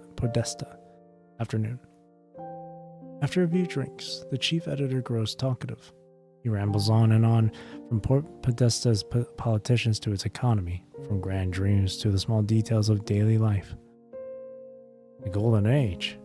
People just want something long gone to hold on to. That's all it is. So now you get what people really want, yeah? The editor pours himself another glass. I'm still curious though. Was yesterday's piece really that big? Honestly, I can't even remember what I wrote. In Winnie's memory, she was supposed to be interviewing Helentine just yesterday. See for yourself. Can you remember your own work? The chief editor slides the newspaper across the desk toward her. The article is polished and complete. The structure is solid, the headline carefully worded. The paragraphs flow naturally. Even the small emotional hooks meant to draw readers in are all in place. At the very end, these takes an unexpected turn. Port Podesta is sailing toward death. Huh? Sailing toward death. Renee holds the newspaper and reads through it several times, searching for the reasoning behind this conclusion. But the phone in the office starts to ring. Yeah, this is the editorial office. Huh? What? What do you mean the sky's splitting open? Hey, Casadia. The chief editor drops the phone and rushes to the window, yanking the blinds open.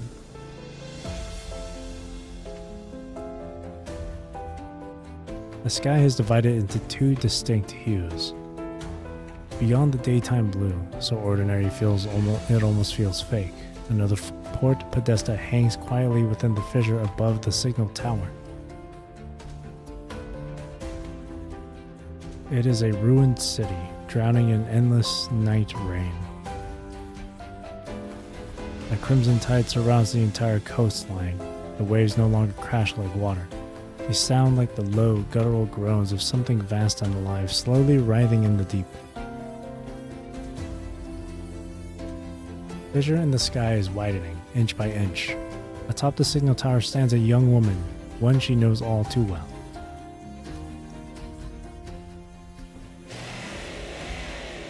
She lifts her buzzsaw and brings it down against the sky. Silver light flashes with each strike. Amid the ringing thunder of metal, the fissure splits wider and swallows more threads of light.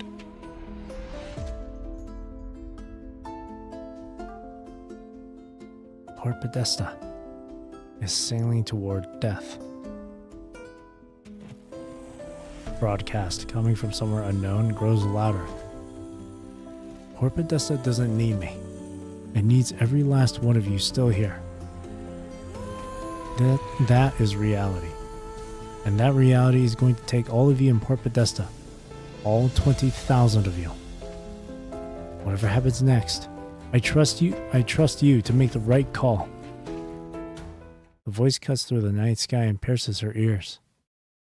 Renee turns back and glances once more at the bold, oversized headline.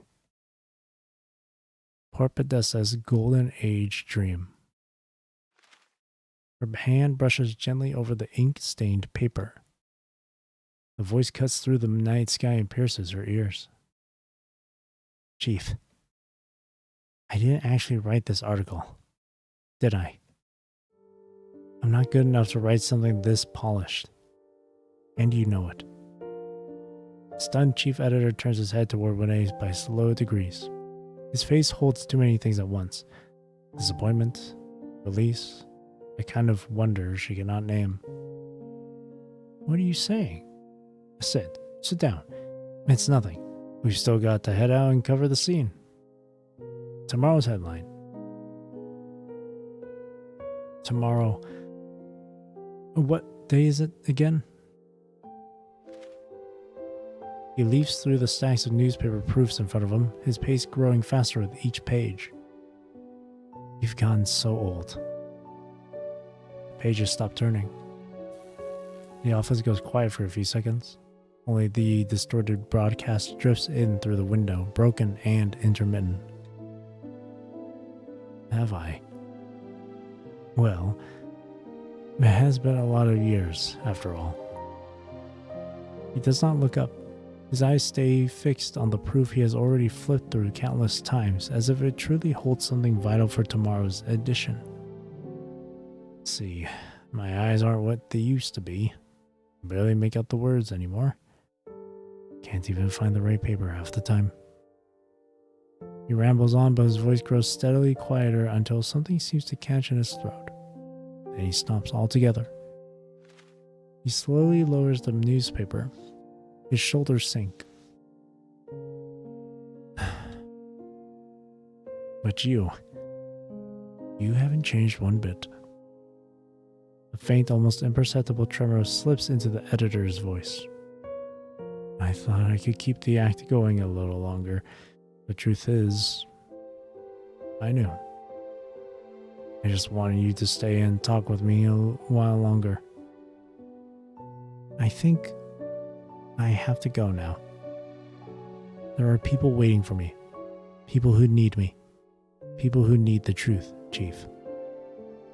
The chief editor studies the young woman's expression and offers a gentle, resigned smile. You said the same thing to me when you left Port Podesta, all those years ago. After all this time, you haven't changed. Sometimes I wonder if I should have tried to talk you out of it. Maybe. Life at the paper would have just kept going. You never even told me you were leaving, you know. You're supposed to file a resignation properly. The editor drops his head. His voice turns rough. You always looked out for me. If I'd told you, I was scared you'd try to stop me. And even more scared you wouldn't. Goodbyes? I've never been good at them. So I thought it'd be better if I just left without saying anything. So, did you become the kind of reporter you wanted to be? Silence settles over Winnie. Outside, the warped transmission continues, its voice bleeding through the wall like a signal from a distant place. A lot happened after that. I was on the front lines. I helped logistics move supplies, organize evacuations. I've seen streets right after the battle ended, where they hadn't even had time to recover the bodies yet. People I had interviewed the day before would be nothing but a name on a casualty list the next. I'm a war correspondent after all. It's just my job and I don't regret any of it. Renee smiles faintly and leaves the ending of her life story unspoken. Look at you. You've outdone me. You didn't let me down. The chief editor pats her on the shoulder, the same way he did years ago when he first gave her a major story. But his hand stops in midair, as if he has just remembered something. Go, Winnie. When you've got time, we'll finish that bottle. Yeah?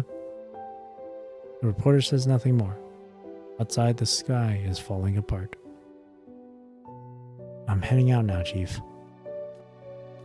Renee takes a step forward and breaks into a run toward the newspaper office doors. And then she sees it. A young woman's smile shining through from the other side of the fissure.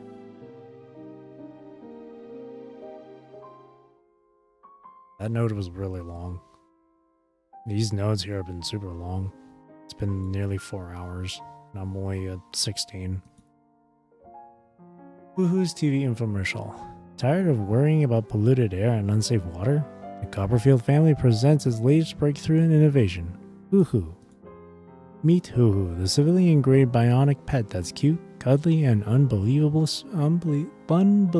smart.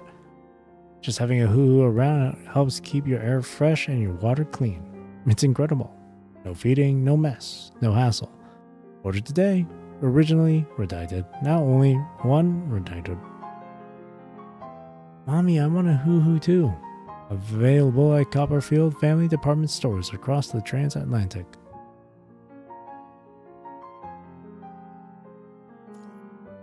Rebellion of the Banana Fish. Let's send this damn dream to hell. But this one has a secret achievement. Oh, it says possibly unattainable. Apparently it's possibly unattainable. The dead salute. Web spinner. Interesting. Crassus' home. Port blank. Night. Crassus slowly shuts the refrigerator door. Right. Yeah. He remembers now. He never used to touch alcohol. He always told himself never to lose control. At least not in his own life. As the most senior worker at the shipyard, he wanted to set an example for the younger ones. The shipyard had seen too many accidents caused by drinking. Someone fell off a maintenance scaffold, someone pushed the crane lever half an inch the wrong way. He refused to let those kinds of habits take root under his watch. But somewhere along the line, he cannot recall when, he seems to have gotten used to the taste of alcohol. I was just kidding.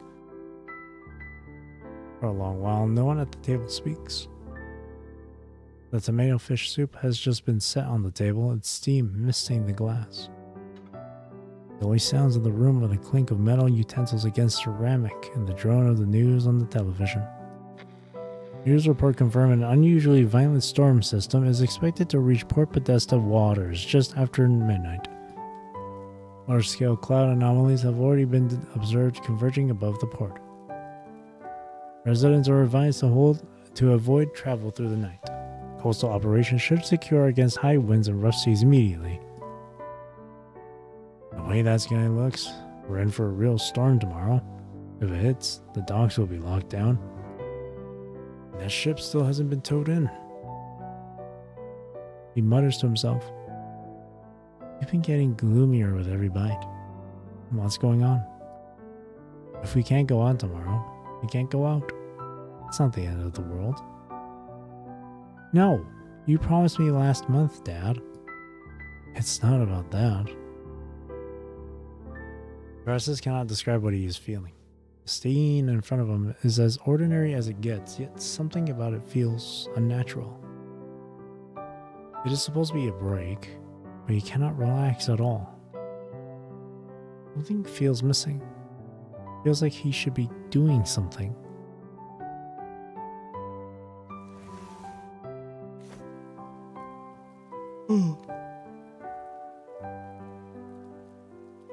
Excuse me.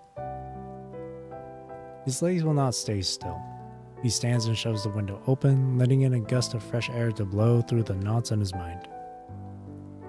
A fine rain is coming down. Far out the sea carries a red stain like a signal or a caution he cannot read. He looks up. The storm clouds over the signal tower divide the sky into bands of different colors. Suspended there is a reflection of crimson. He takes a deep breath. The scent of flowers mixes with the humid air and fills his lungs. It comes from the wildflowers Ed had picked from the yard this afternoon, now sitting in a glass vase on the windowsill. Petals have softened in the rain-damp air, their scent thicker than it was during the day. He stares at the night sky and is unsure if it is real or an illusion. The scent suddenly stirs a memory. He has smelled something like this before. It was after the Atlantic calamity. He had been at the docks when it struck. His injuries were minor, but he still spent a few days recovering in the hospital. His mind was foggy back then, but he could always catch the faint scent of flowers from the bedside table. He knows they were from Enid. And Lorene. He was working at the Atlantic Eye back then. His eyes return to the Crimson Rift. The broadcast grows clearer. He knows what is happening. But right here in front of him is everything he once had. In the years that followed, he lived inside the what-ifs until he could only sleep with the help of alcohol. He looks up.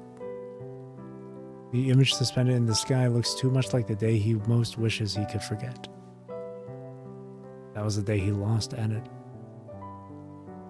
He still carried wounds from the Atlantic calamity back then.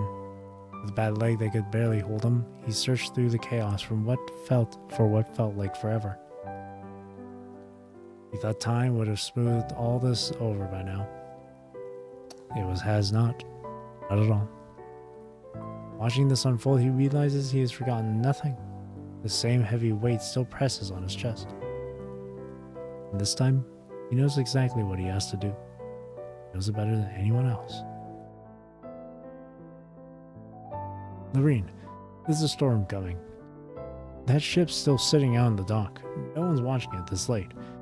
I should go help tie things down. But if you don't want me to go, I'll stay.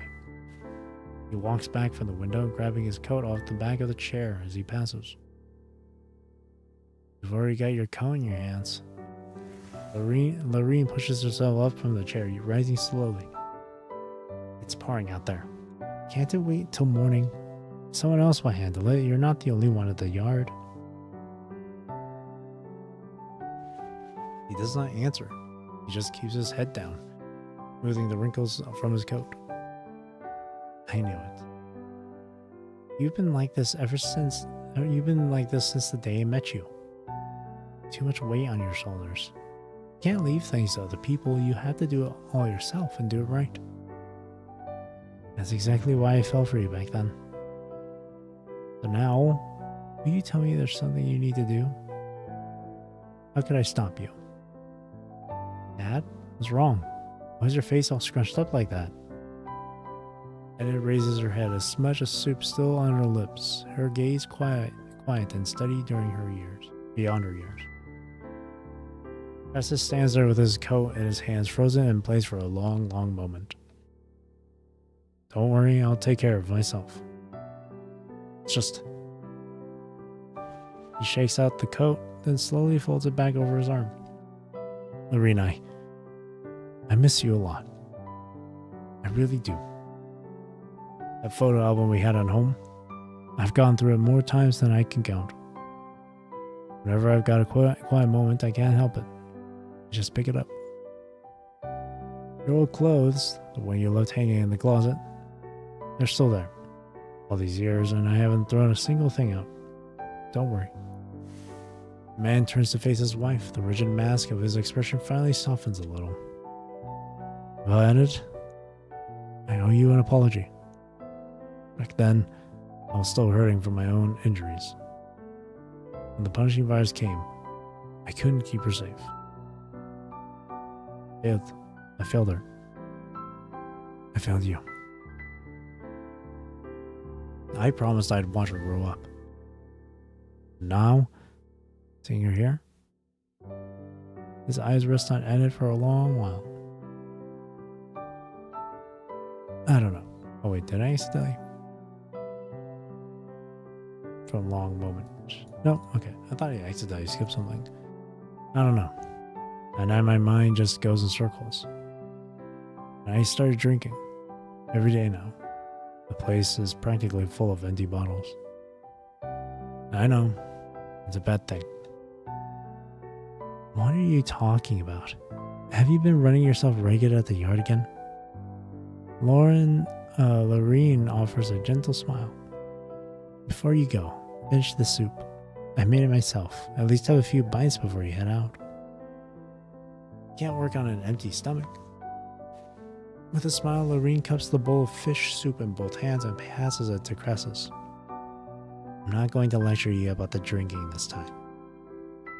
Crassus, you've got to take better care of yourself. With no one around to keep an eye on you, you just push and push until you've got nothing left. It worries me. And I want you to know, I've always been here. And always love you. It sounds so silly saying it out loud. I was always too embarrassed before. How come you're going to the docks again? What about tomorrow? Daddy still has things he needs to do. But no matter where he goes, he'll be there for you tomorrow. Alcohol smells gross, Dad. Don't go sneaking drinks. I can always tell. Alright. Go on, Crassus. Go do what you need to do. When you get back tonight, I'll heat up the soup and the rest of the leftovers for you. Crassus takes the soup from her. It is odd. The sour tang of tomatoes, the savory depth of fish, and the touch of peppery heat all blend together. The familiar taste slides down his throat, warm and gentle. It's a flavor no one else could ever make. The reason his throat tightens. He knows there are countless others like him in Port Podesta. He witnessed the port when the disaster struck, and he lived through the long, bitter years that came after. He knows now what he has to do. It is the regrets from his younger days, the things he could never make right. Drinking? I'll ease up, I promise. I've got to go. Crassus walks to the door and turns the handle. Only the damn sea breeze remains, carrying a faint metallic hint of blood. I love you both. I'll see you later. He stands in the doorway, shoulders tensing briefly before he steps through.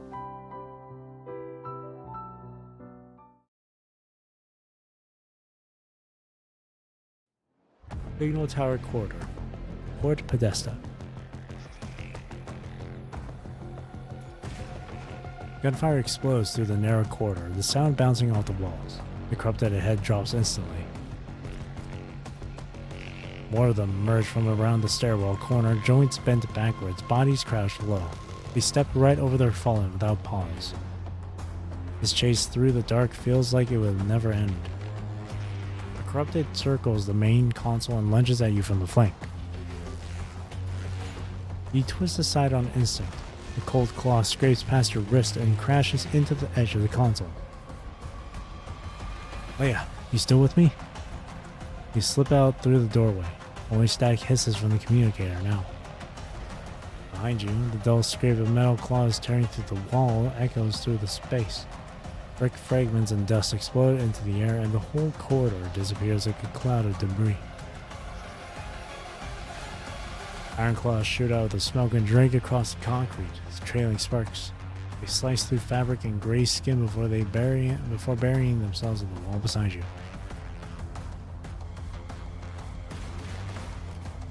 Several shots punch into the corrupted's chest.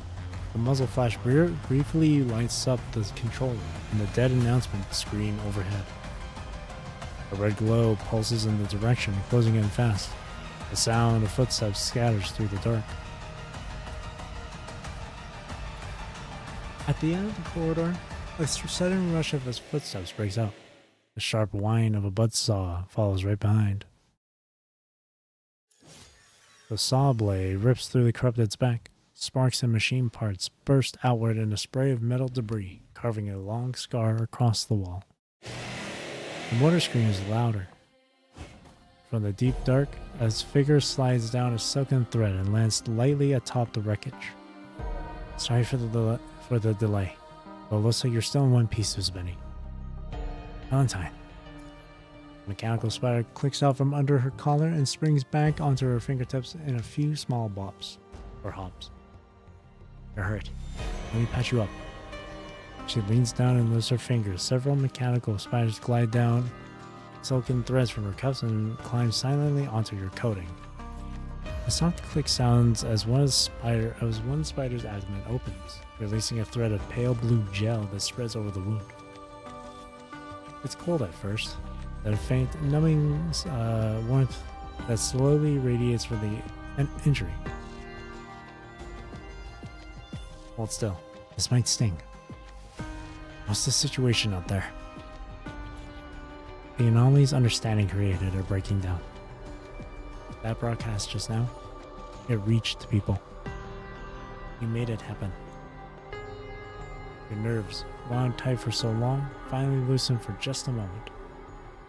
But Port Podesta still hasn't stopped. It's slowed down a little. And Ophelia? Ophelia gave the Saphira's authority to me. That's how we were able to crack open a fissure of resistance inside Understanding's illusion. She presses her lips tight. She's not here anymore. Ophelia. She averts her gaze and tightens her hold on the buzzsaw's handle.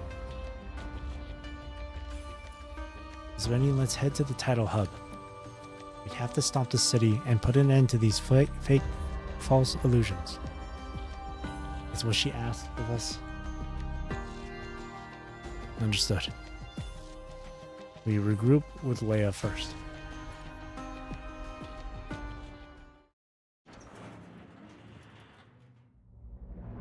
Signal tower, first floor, Port Podesta. You push through the half-fallen fire door. Chaos greets you on the other side. Broken steel beams crisscross in tangled heaps. Shattered glass pools across the floor like dark, still water. In the center of the lobby, Leia braces against a stone pillar. Her light whip lashes out, clinched or cinched tight around the throats of 4 corrupted. You guys just don't quit. One at a time. Ever heard of that? She pushes off the ground with her right foot and spins with the momentum. 3 corrupted are yanked off their feet by the motion and were hurled into the far wall. Excuse me, that one really snuck up on me. She lands, dropping to one knee. Nearby, the bodies of several corrupted sail through the air, and 2 familiar figures come into view. Svenny, Valentine. Heads up, more on the stairway landing. Several of the corrupted burst out from your blind spot around the corner. Valentine raises her buzzsaw and blocks the first wave. The teeth clash against corrupted shells, throwing sparks. He pivots and sweeps the buzzsaw horizontally, cutting the 2 front runners out. Excuse me. Deeper in the corridor, more corrupted are closing in. Then, with a screech of metal, the sealed door beside you bursts open from inside, and a beam of light floods through. In here, the exit passageway. Our people cleared this path. Get everyone through. Crassus. Your group retreats swiftly through the side door. Crassus grabs Leia and pulls her through as the last one, then shoves the door shut and braces it. Heads down! Explosives roar, deafening. Girders and shattered pillars and slabs of concrete come down in a thunderous cascade, sealing the doorway and every corrupted behind it, inside a tomb of debris. That'll keep him busy. We'll have to find another way around. He wipes the train from his face, or the rain. Behind him, one pair of keen, bright eyes after another appears. Some carry hydraulic cutters, others have portable wheeling torches strapped to their backs. A few hold nothing more than a length of steel pipe. Faces still carry the exhaustion of dreams that have just faded.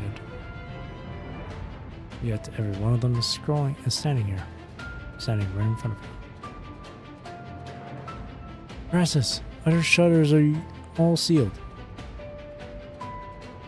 Those tin cans aren't getting through anytime soon.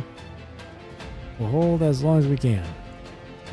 Several workers surge out from behind Crassus and spread through the wreckage in front of the signal tower. Leia, you're okay. Thank goodness. Renee slips out from behind as well, a crowbar clutched in her hand. It's just been a little while and you've already got this beat up? Come on, bro. Crassus, Renee, you're both okay. I'm fine. My head's still pounding a bit, but I'm fine. The man flashes a grin and walks up to you. This is Benny. I heard your broadcast. This is Port Podesta's fight. We're not setting this one out. That's why we're here. We've all seen what we needed to see, but none of it was real. Port Podesta Podesta doesn't need some pretty dream that destroys everyone in its wake. He hesitates and his voice drops. What Tavis did to the city, we want answers. We want him to answer for it.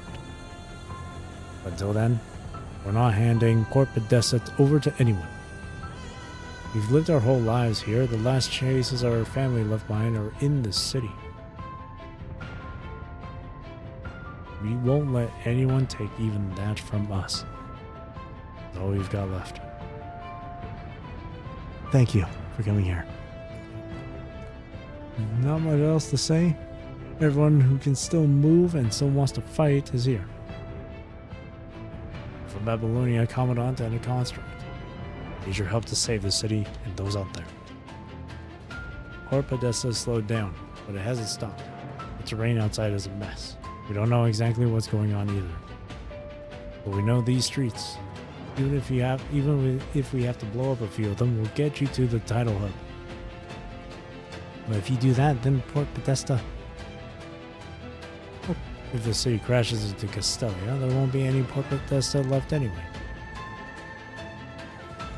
He smiles briefly, then pulls out a tattered, crumpled map. Here, the old department store. Here, some financial center the Helios family put together.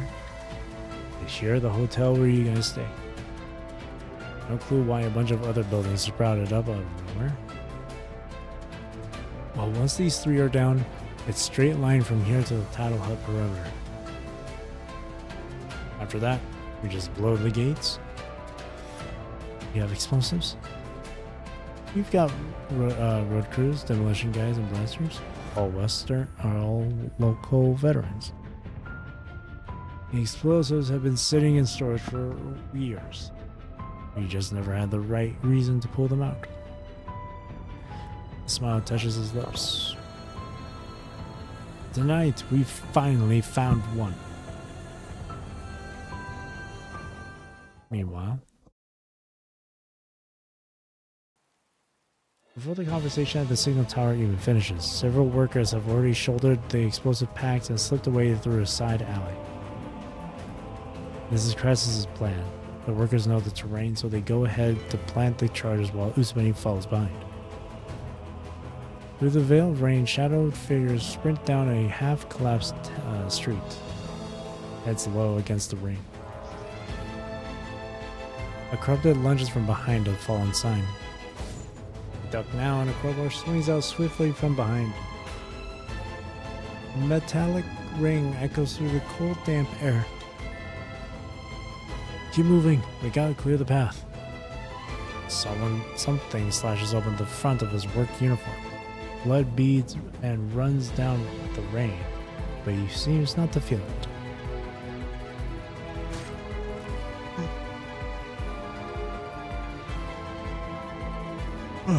Excuse me. He swings his cutting gun and buries the blade into the corrupted's neck. The enemy convulses and drops. Flashing through the puddles, the workers hauling the explosives push forward with everything they have. Other workers, armed with whatever tools they could grab, hold off the corrupted wandering around. Hey, do you copy? Are you in position? The mechanical spider's transmission cuts in and out. Got it. Everyone, get behind cover. 3. Another corrupted lunges through the rain. Valentine's buzzsaw sweeps in from the front. The corrupted is cleaved in half at the wrist. 2. His light whip snaps out. One after another, she hooks and hauls the corrupted off their feet, keeping the workers' blind spots clear.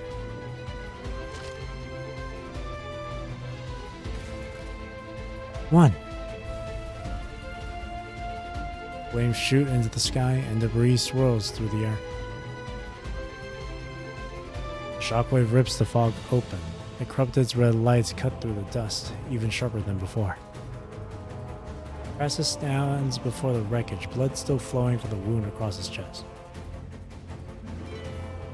I'm actually not sure if I'm going to be able to finish this chapter tonight, because it's already been 4 hours, and we're only on note 16. It'd be a different story if I was on like note 18 or 19 right now, but these notes have been super long. These last few notes have been super long. So, and I'm starting to feel tired.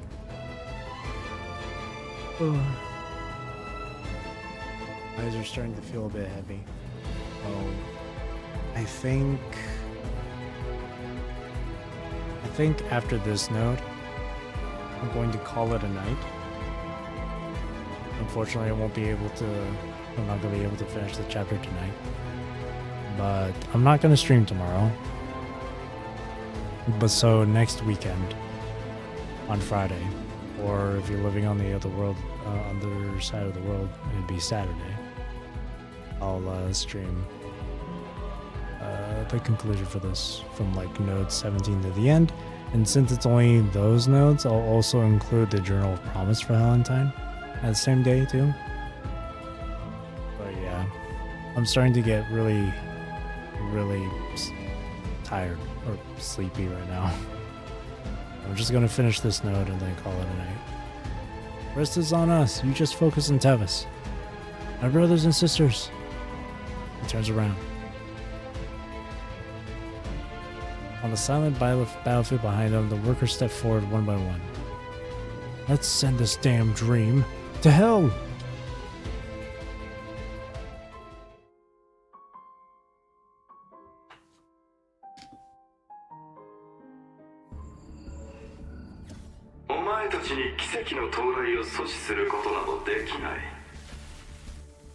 お父さん、やめて。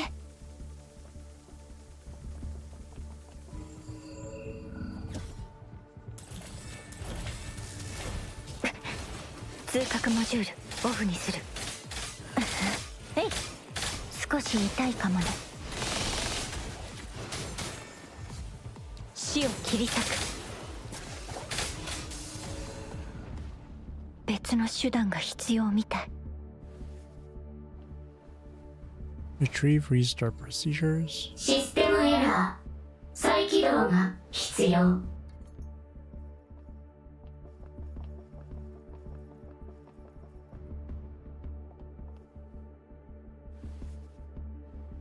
Oh, I can't interact with that. 時間がない。手っ取り早く行こう。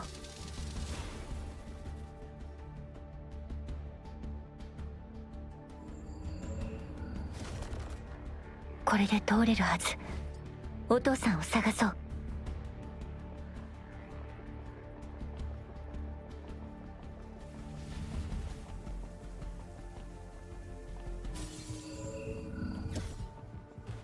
死に愛花を捧げましょう。えい。Sound effect is so loud.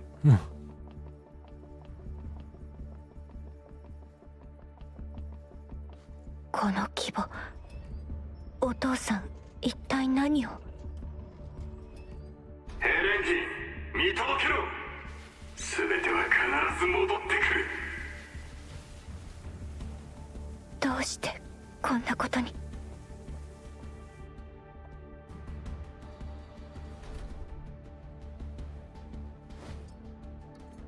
警告不法侵入。警告不法侵入。システムエラー。再起動が必要。少し痛いかもね。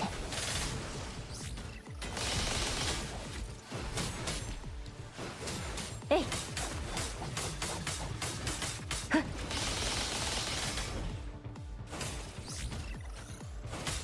無知な魂よ、終焉を与えてあげましょう。道が塞がれた。指揮官、権限の切り替えに気をつけて。Oh, there we go. Just press F. I was pressing E. Yeah, press F for that one.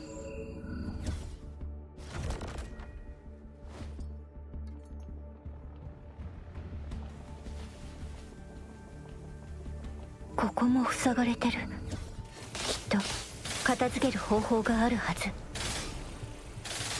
蜘蛛の巣から逃げられない。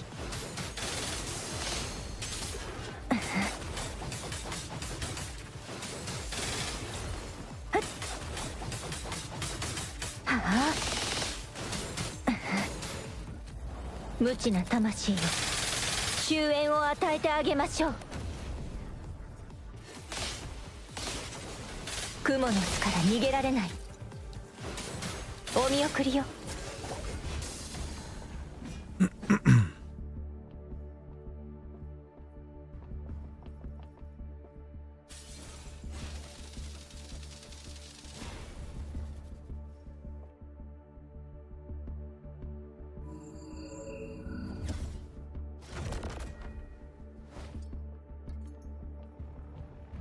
輸送機動が閉鎖。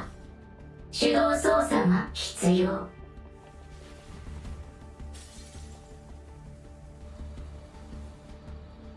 Yeah.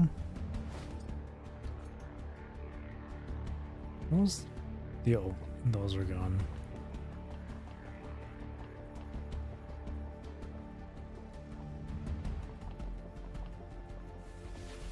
指揮官、戦闘準備を。もう引き返せない。権限確認。セキュリティロックを起動。もう遅い。死に愛花を捧げましょう。生死の境。さあ、お別れの時間よ。えい。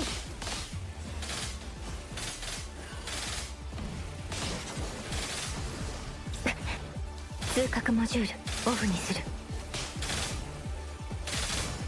少し痛いかもね。死に愛花を捧げましょう。無知な魂よ、終焉を与えてあげましょう。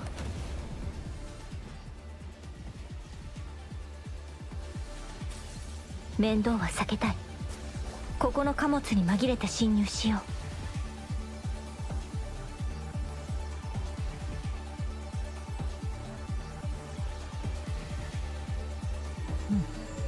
There you go.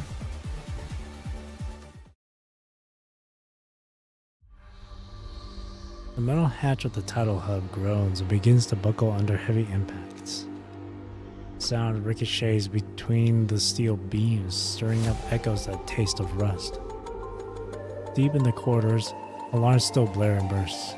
The crowd flooding into the tidal hub has turned the once quiet structure into a roaring chaos. Red light sweeps across the walls, only to be swallowed by deeper shadows. Crimson crystals spread across the surfaces like a plague. The next instant, the entire wall explodes into fragments.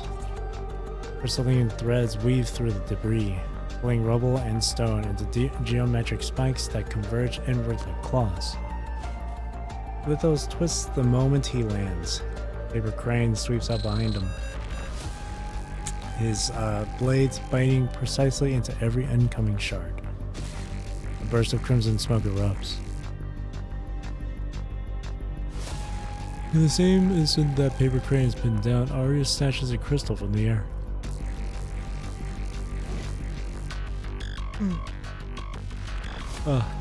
These yawns, man. The scattered fragments snap back as if pulled by gravity, reforming in his palm into a lance that drives through the smoke. And Jen, now. Green flames shoot out from the gaping hole in the wall. A fist drives straight for Arius' ribs at that same instant. Arius drops the butt of his lance and slices it across the Ascendant's fist, using the momentum to force the entire arm wide. Another burst of crimson mist erupts. Dr. Arius. Never thought we'd meet like this. Arius falls back to his previous stance. An Ascendant, an agent, and a survivor of the Phyla Tree of Osea. The transatlantic economic community grows more interesting by the day. Leave now, Arius. You stand at the threshold of salvation, yet all you reach for is the conquest of death through Saphira and the punishing virus. Lithos. Your grasp of miracles is far too shallow, even closer to desecration. Really. I have no interest in your miracles. The experiment has already begun. There's no reason to stop it now. John Doe's offers no response and quickly takes his place beside Lithos. That's the difference between you and me. I would never surrender myself to the Brentide, much less call that union evolution. Beneath the hood, a shadowed smile crosses the man's face. At the time I took back what's mine. Ars raises his hand and traces a line through the air. Every crimson crystal hanging in the corridors freezes in place. The walls began to move, bending them into impossible geometrics. The hallway contorts, and the senses that measure space and sight turn inside out. He advances toward Arius, but his next step plunges him into the folded corridor. Perhaps we'll meet again, once you've come to understand me, agent. Lithos lifts his gaze. At the end of the corridor, Arius has twisted. Several sets of familiar footsteps are closing in. Agent and Ascendant signatures detected. Construct stops in front of him, long blade lowered at her side.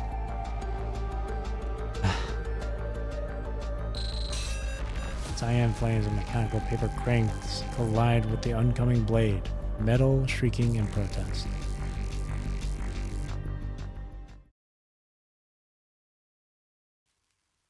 Inside the title hub, the screens flicker as signal disruptions tear through the feed. Static and noise crawl across the edges of the footage. Lithos' profile flashes briefly on screen. The hooded man confronting him shows only the lower half of his gaze. On the city surveillance feeds, the streets are already in chaos. Explosives throw up clouds of dust and figures dirt through the smoke. The Saphira's energy output is slowly climbing from its lowest point. He just needs a little more time.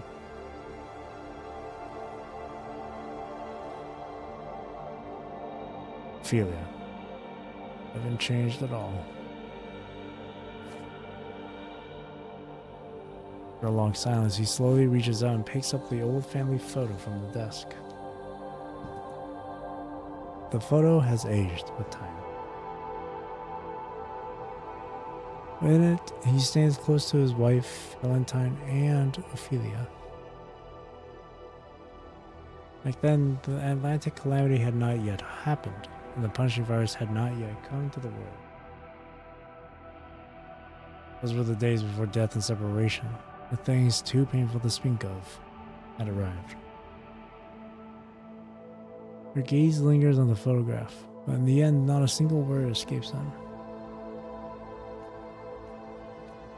He turns away, but also Lithos' forge for him gleams cold and hard in the dim light. The suit awakens to his command. His mechanical arms unfold with heavy deliberation. First plate seals against his chest, and the shoulders, the back, the arms, the legs. The final piece locks at his collarbone with a heavy resonant click. The chill of the metal seeps through his shirt and into his skin.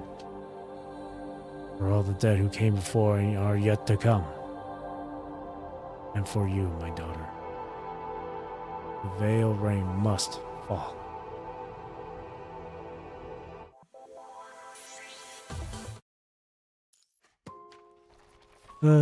Unfortunately, I'm not going to be able to finish this tonight. I'm feeling way tired tonight. Which is a shame. A major shame. On top of the fact that I do have to go to work in the morning tomorrow, so I gotta get off soon. It's like nearly 10:30 tonight right now. my time, so I need to get that sleep. But the rest.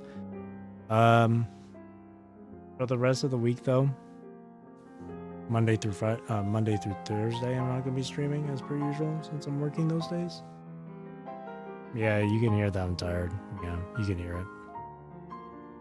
Friday next week, though, I'll see about finishing it. Hopefully on Friday I'm not gonna be as tired as well, because it's gonna be after work. I'll get myself like a cup of coffee. I'll get myself like an iced coffee or something before stream on Friday.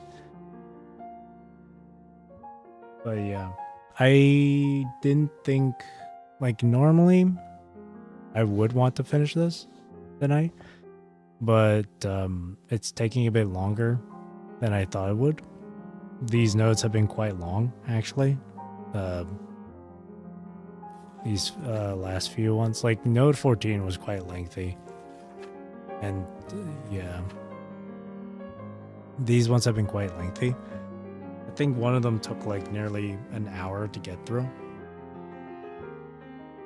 So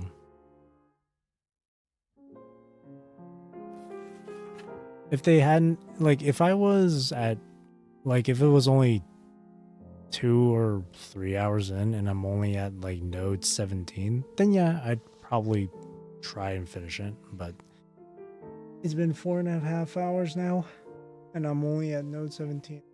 And then there's 18, 19, and 20 to get through. That's 4 more nodes. And those are going to take a while, or those are definitely going to take a while to get through. So I'm going to be done just for tonight. And I'll finish it up on Friday, these last 4 nodes. And since it's only the last 4 nodes on Friday, what I'll also do alongside those 4 nodes is the Journal of Promise.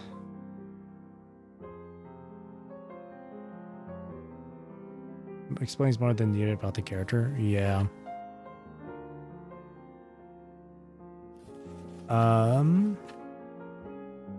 Yeah, I'll be honest with you.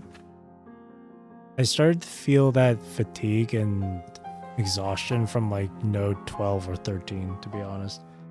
So the details from these parts right here, I don't actually remember now. So I'll like reread them like off stream just to refresh my memory here. So, but yeah, at least today wasn't as bad as it was the other time, but yeah. So next week on Friday will be the rest of the chapter as well as her Journal of Promise. But I don't know. Maybe I might end up still feeling really tired by the time I get to her Journal of Promise. So maybe Friday might be just like the last 4 nodes and then maybe the weekly stuff I'll do on Friday. And then maybe Saturday I'll do her Journal of Promise. We'll see though. That'd be like Silent Creatures. Does feel different. It does feel a bit different. The way this chapter does feel a bit different compared to the others. I do like it though. I do like this chapter.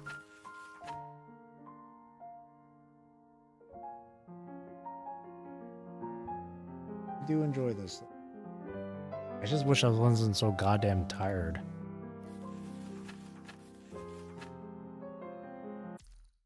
Yeah. But yeah. Anyway, I'll finish it off here for tonight. Thank you for watching. Thank you for chilling with me. Thank you for chatting with me. I really do appreciate it. I hope you have a great rest of your day or night, wherever you are in the world. Take care. Stay safe. Drink plenty of water. Hope you enjoy the stream. I'll see you next weekend for the conclusion of this chapter. Again, thank you for watching. And again, I hope you enjoyed the stream. All right. See you next time. Thank you. Bye-bye.